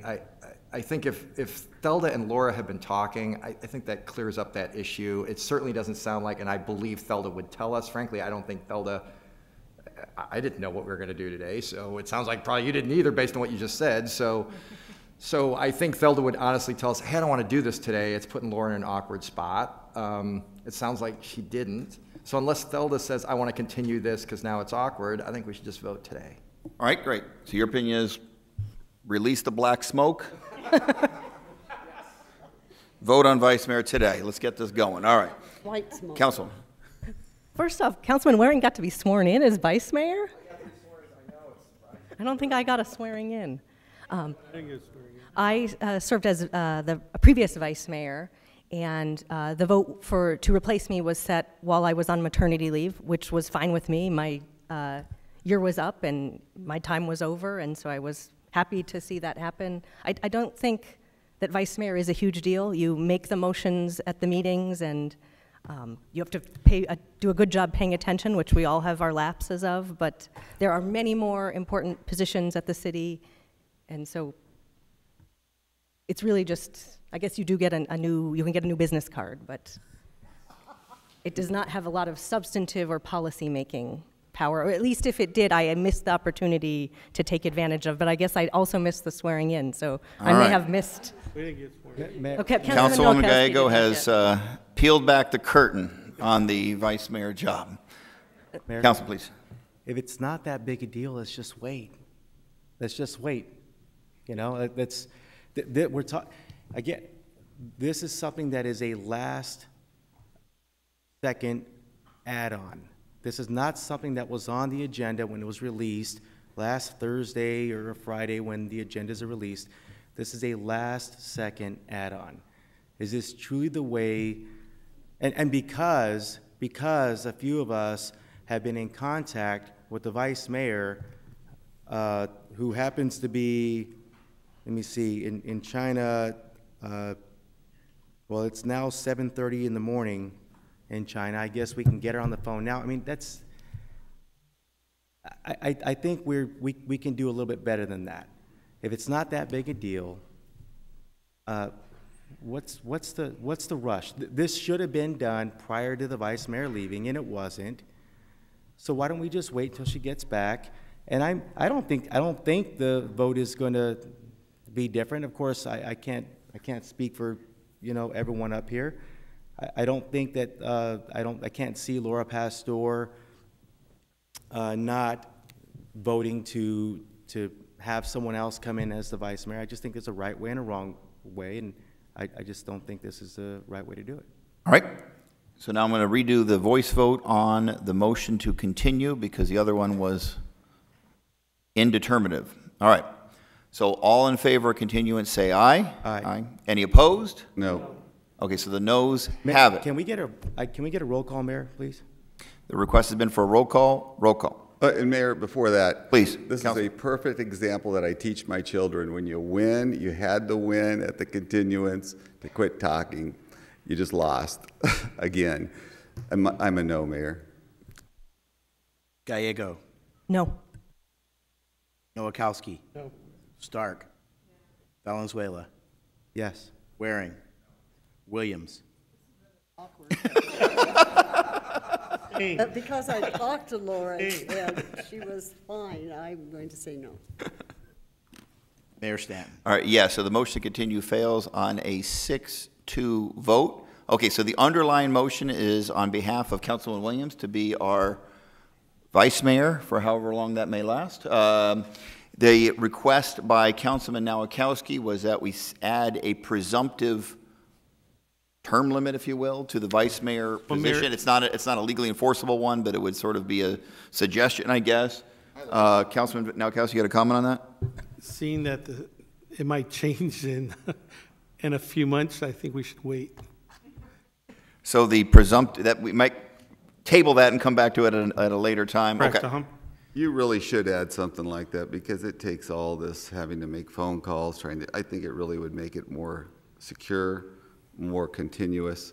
We don't have to do it today, Mayor, but at some point in the future, we really should take up a continuity vote on something like that so that these kinds of things, you don't have to make phone calls and say, hey, we'd like to have something on the agenda when you don't really need to do that. You'll always be able to get 3 votes.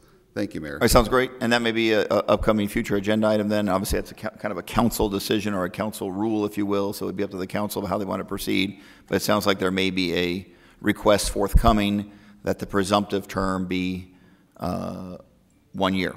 But that's not on the agenda. That was withdrawn for now. So now the motion is whether Councilwoman Thelda Williams will be our vice mayor. There was a motion. There was a second. All in favor say aye. Aye. Any opposed? That passes. I oppose, but again, respectfully, and I stated the reasons why.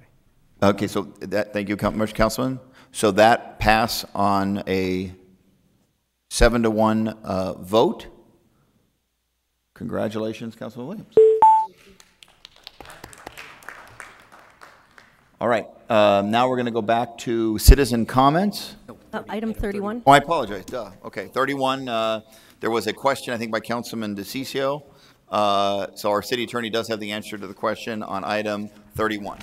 So Mayor, council members, the question was whether we could continue item 31 for a couple of weeks. The answer is yes. We do have some deadlines the 3rd week of April that would be problematic, but since we could continue it until April 4th, which is the next formal council meeting, as long as we make a decision by then.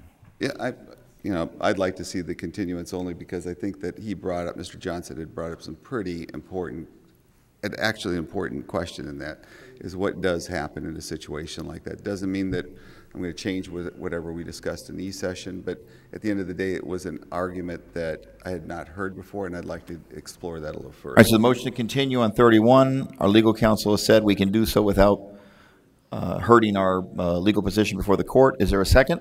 Second. There is a... And I you were the think first. I move we continue sure. to April 4th. Yeah, okay. Oh, I'm sorry, okay. Yes, to April 4th. Well, I'm not here April 4th. I think we'd be in trouble after that. Okay. I'll figure it out. Just do April 4th. Why don't you, Councilman, to study it and then maybe give in writing your position to one of the council members. They'll try to represent your position. Okay. So the motion is to continue to April 4th. There is a second. All in favor say aye. Aye. Any opposed? That passes unanimously. Now we're back to citizen comments. And now I got to find those cards. I apologize. Okay.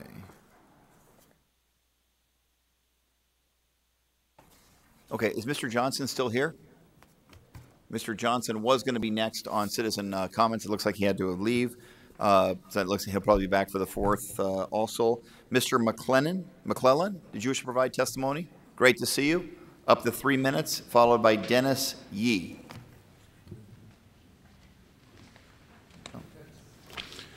Thank you, Mayor. I'm here to address the council about the Chinese Cultural Center. I know I'm months behind, but it's taken me a while. Perfect timing. Go ahead. Yeah. As a concerned citizen of the Phoenix Valley, the Chinese Cultural Center is a place of unique beauty and harmony, a cultural heritage for the Chinese community, a landmark for Phoenix, and a gateway for to those visiting from other places, and of all things, a place of prayer and peace for many, causes us to think about its importance. Our city and surrounding communities are filled with such places, like box, warehouse, business.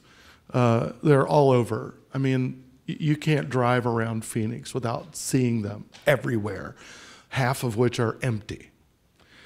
They add nothing to the culture of Phoenix except to take up space, 100,000 square feet at a time.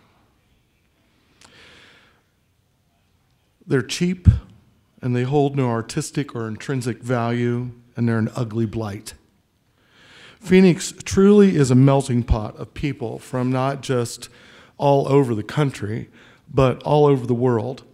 In my experience as a teacher in the Valley, I have met and taught many people, some who are refugees, immigrants, and Native Americans that make Phoenix their home. What an incredibly rich culture we have, yet where is the mirror of architecture that reflects these cultures? The Chinese Culture Center is unique. Why not be proud of what it represents and encourage more buildings to be built that reflect our melting pot? Could you imagine? I think we'd become the envy of the U.S. How many businesses would desire to come here and bring their workers from all over the United States and from other parts of the world if they knew? We have turned a blind eye and allowed solitary, selfish business interest to hold sway, just as you have allowed True North to desecrate the efforts of so many to remember their heritage. In researching this center and how they came to become the majority co-owners of the property, the actions of the company continue to fly in the face of overwhelming community support to maintain its uniqueness. They had to know from their own research the importance of the structure and its impact on the surrounding community.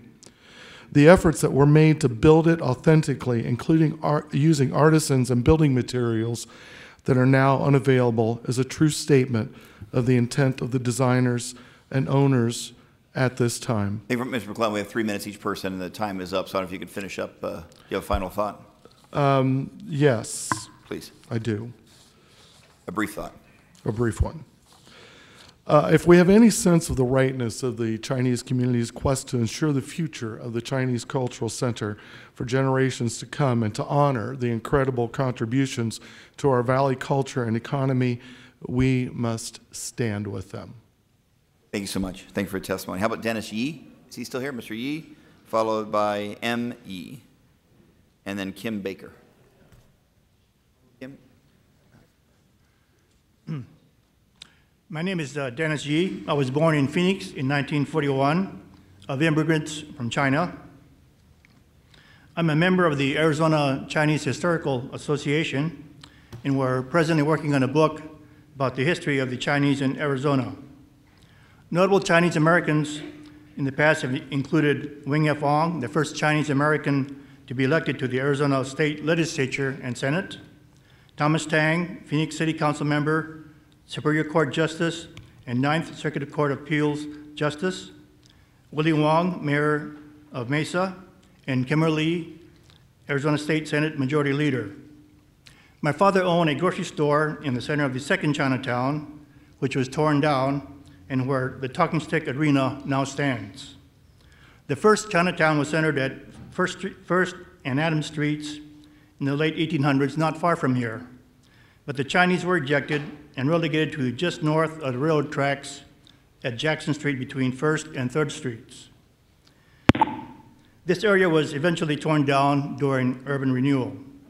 The third Chinatown, the Chinese Cultural Center, was built in the late 1900s with irreplaceable materials and craftsmen from China and became a flourishing commercial center with Asian supermarket, restaurants, travel bureau, and souvenir shops. The annual Chinese Week celebration of Chinese New Year drew crowds annually. However, the complex owner drove out most of the Chinese businesses, and the center floundered and was sold to a new developer, True North. True North plans to destroy the beautiful outdoor gardens and specialized Chinese architecture to make the center into a modern business center. This action is now on hold due to several suits against True North. The tenant Beijing Gardens restaurant recently renewed its 5-year lease, but True North disputes this renewal and resorted to unspeakable means to evict the tenant by cutting the power, telephone and internet lines, fire alarm, and removing the kitchen exhaust fans to preclude any cooking, and tried to lock out the tenant. Members of the local Chinese community and Chinese Restaurant Association resent this bullying action by a large money corporation against a small defenseless business and demand a just, equitable decision to preserve the Chinese Cultural Center. More details about the Chinese Cultural Center can be found on azcentral.com, looking up Chinese Cultural Center. Thank you. Thank you very much. M. Checky.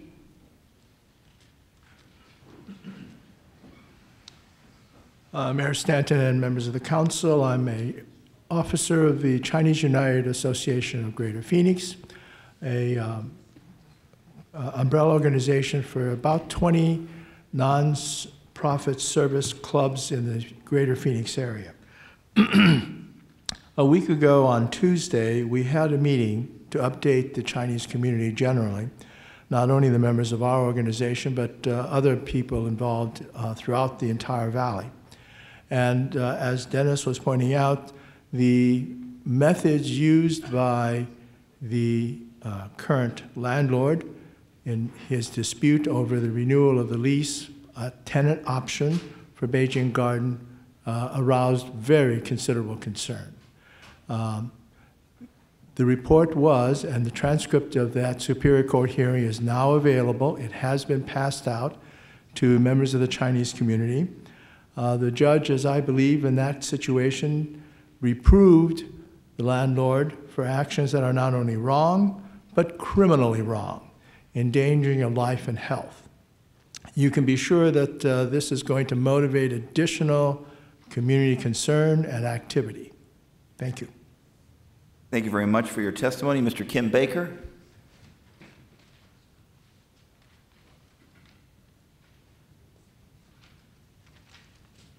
Good evening, Mayor, Council. My name is Kim Baker, Avondale, Arizona, is where I reside. I'm here to speak on behalf of my son, Joshua Baker, who had never had any encounter with police on this level in which he did on February 15th of this year. The Salvation Army Center is a safe haven for our kids to go and enjoy and get out of the community, express themselves in their different talents and gifts. On this particular day, February 15th, my son was pulled over by, it appears to be undercover police officers, in which he was abruptly pulled out of his car before he was allowed to put it in park. Handcuffed, he and his two occupants, one of which was an employee at the Salvation Army Center. They were trying to explain to the officer or ask what were they being stopped for. Some very foul language, according to my son and the other young men, were used toward them. My son is 17 years old, soon to be 17. He has never had any encounter with the officer or police officer on this level. I'm greatly bothered by this because city services, as far as a police helicopter, was called out.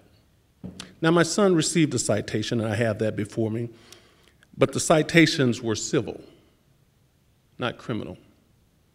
But my son was put in handcuffs for 32 minutes, talked to as though he was second class.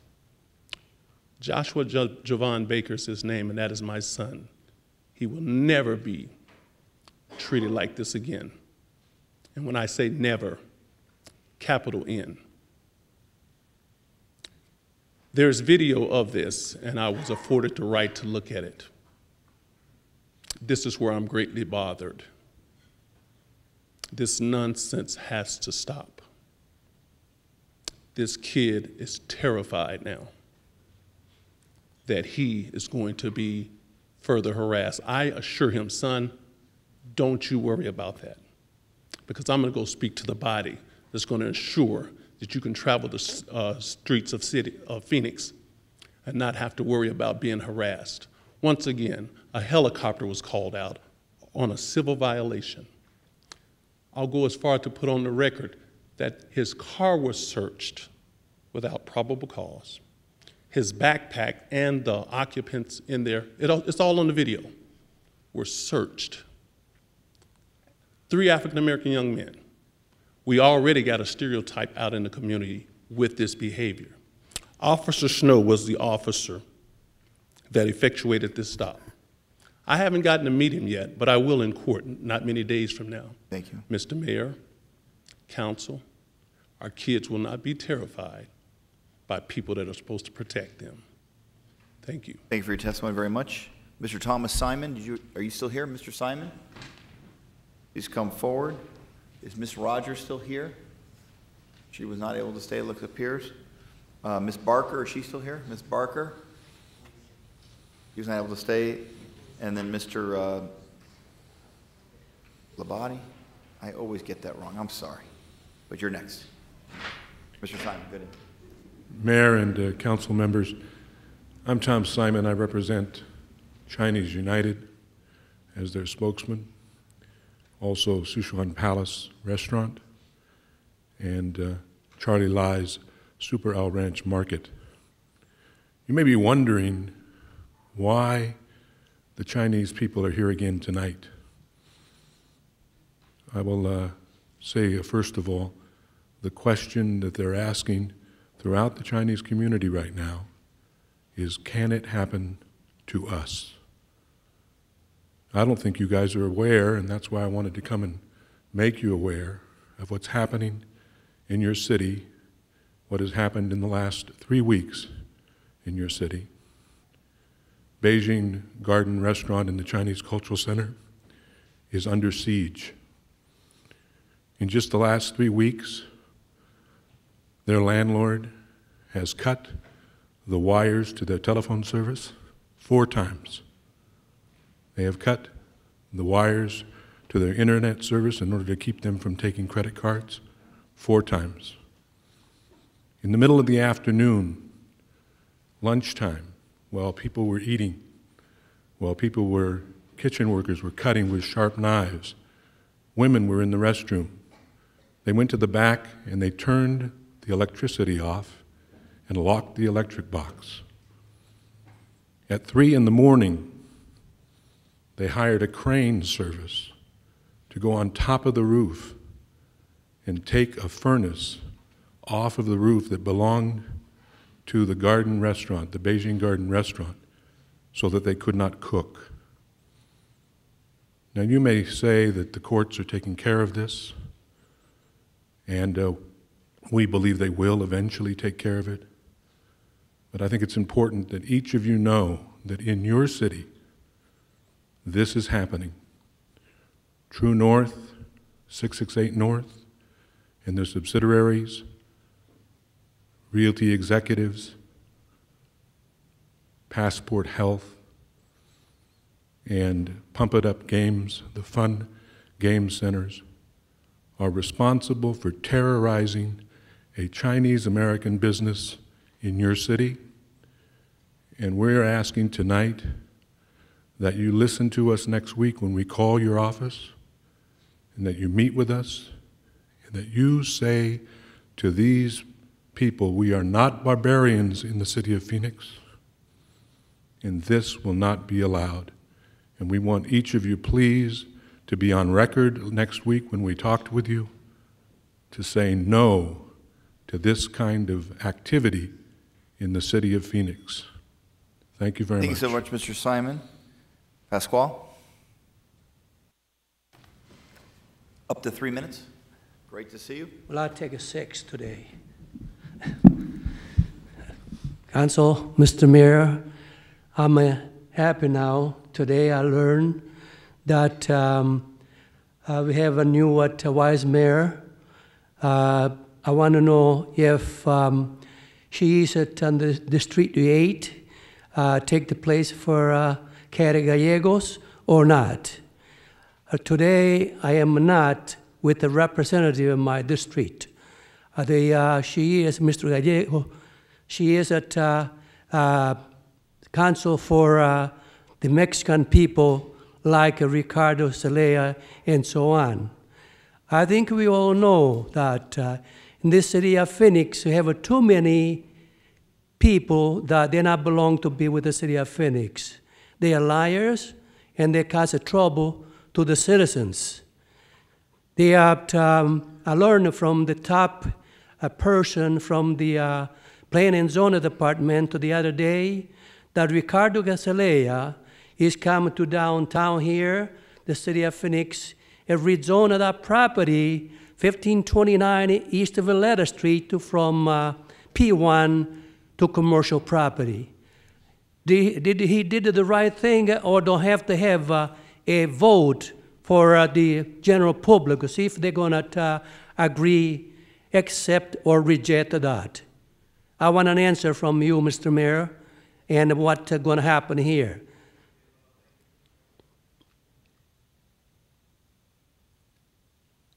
I can't substantially respond under citizen comment. I can take okay, it in. Yeah. Okay, Mr. Mayor, I thank you for hearing me, and I hope that we have somebody at the new vice mayor. I believe it, and I accept her with all my heart, and I hope that she is not like it, Kerry Gallegos, that she ignored me for some time. That's which I am in trouble with the Ricardo Celaya, that liar, and that doctors that bring it to my district there, in front of my house, offices, and I have there, I cannot get out from my house because of people going in and out from the clinic. I hope this council here going to do something about it, and so something about today and not tomorrow. Thanks very much. And I'm going to miss you if you're going to go away. Thank you very much, Mr. Mayor.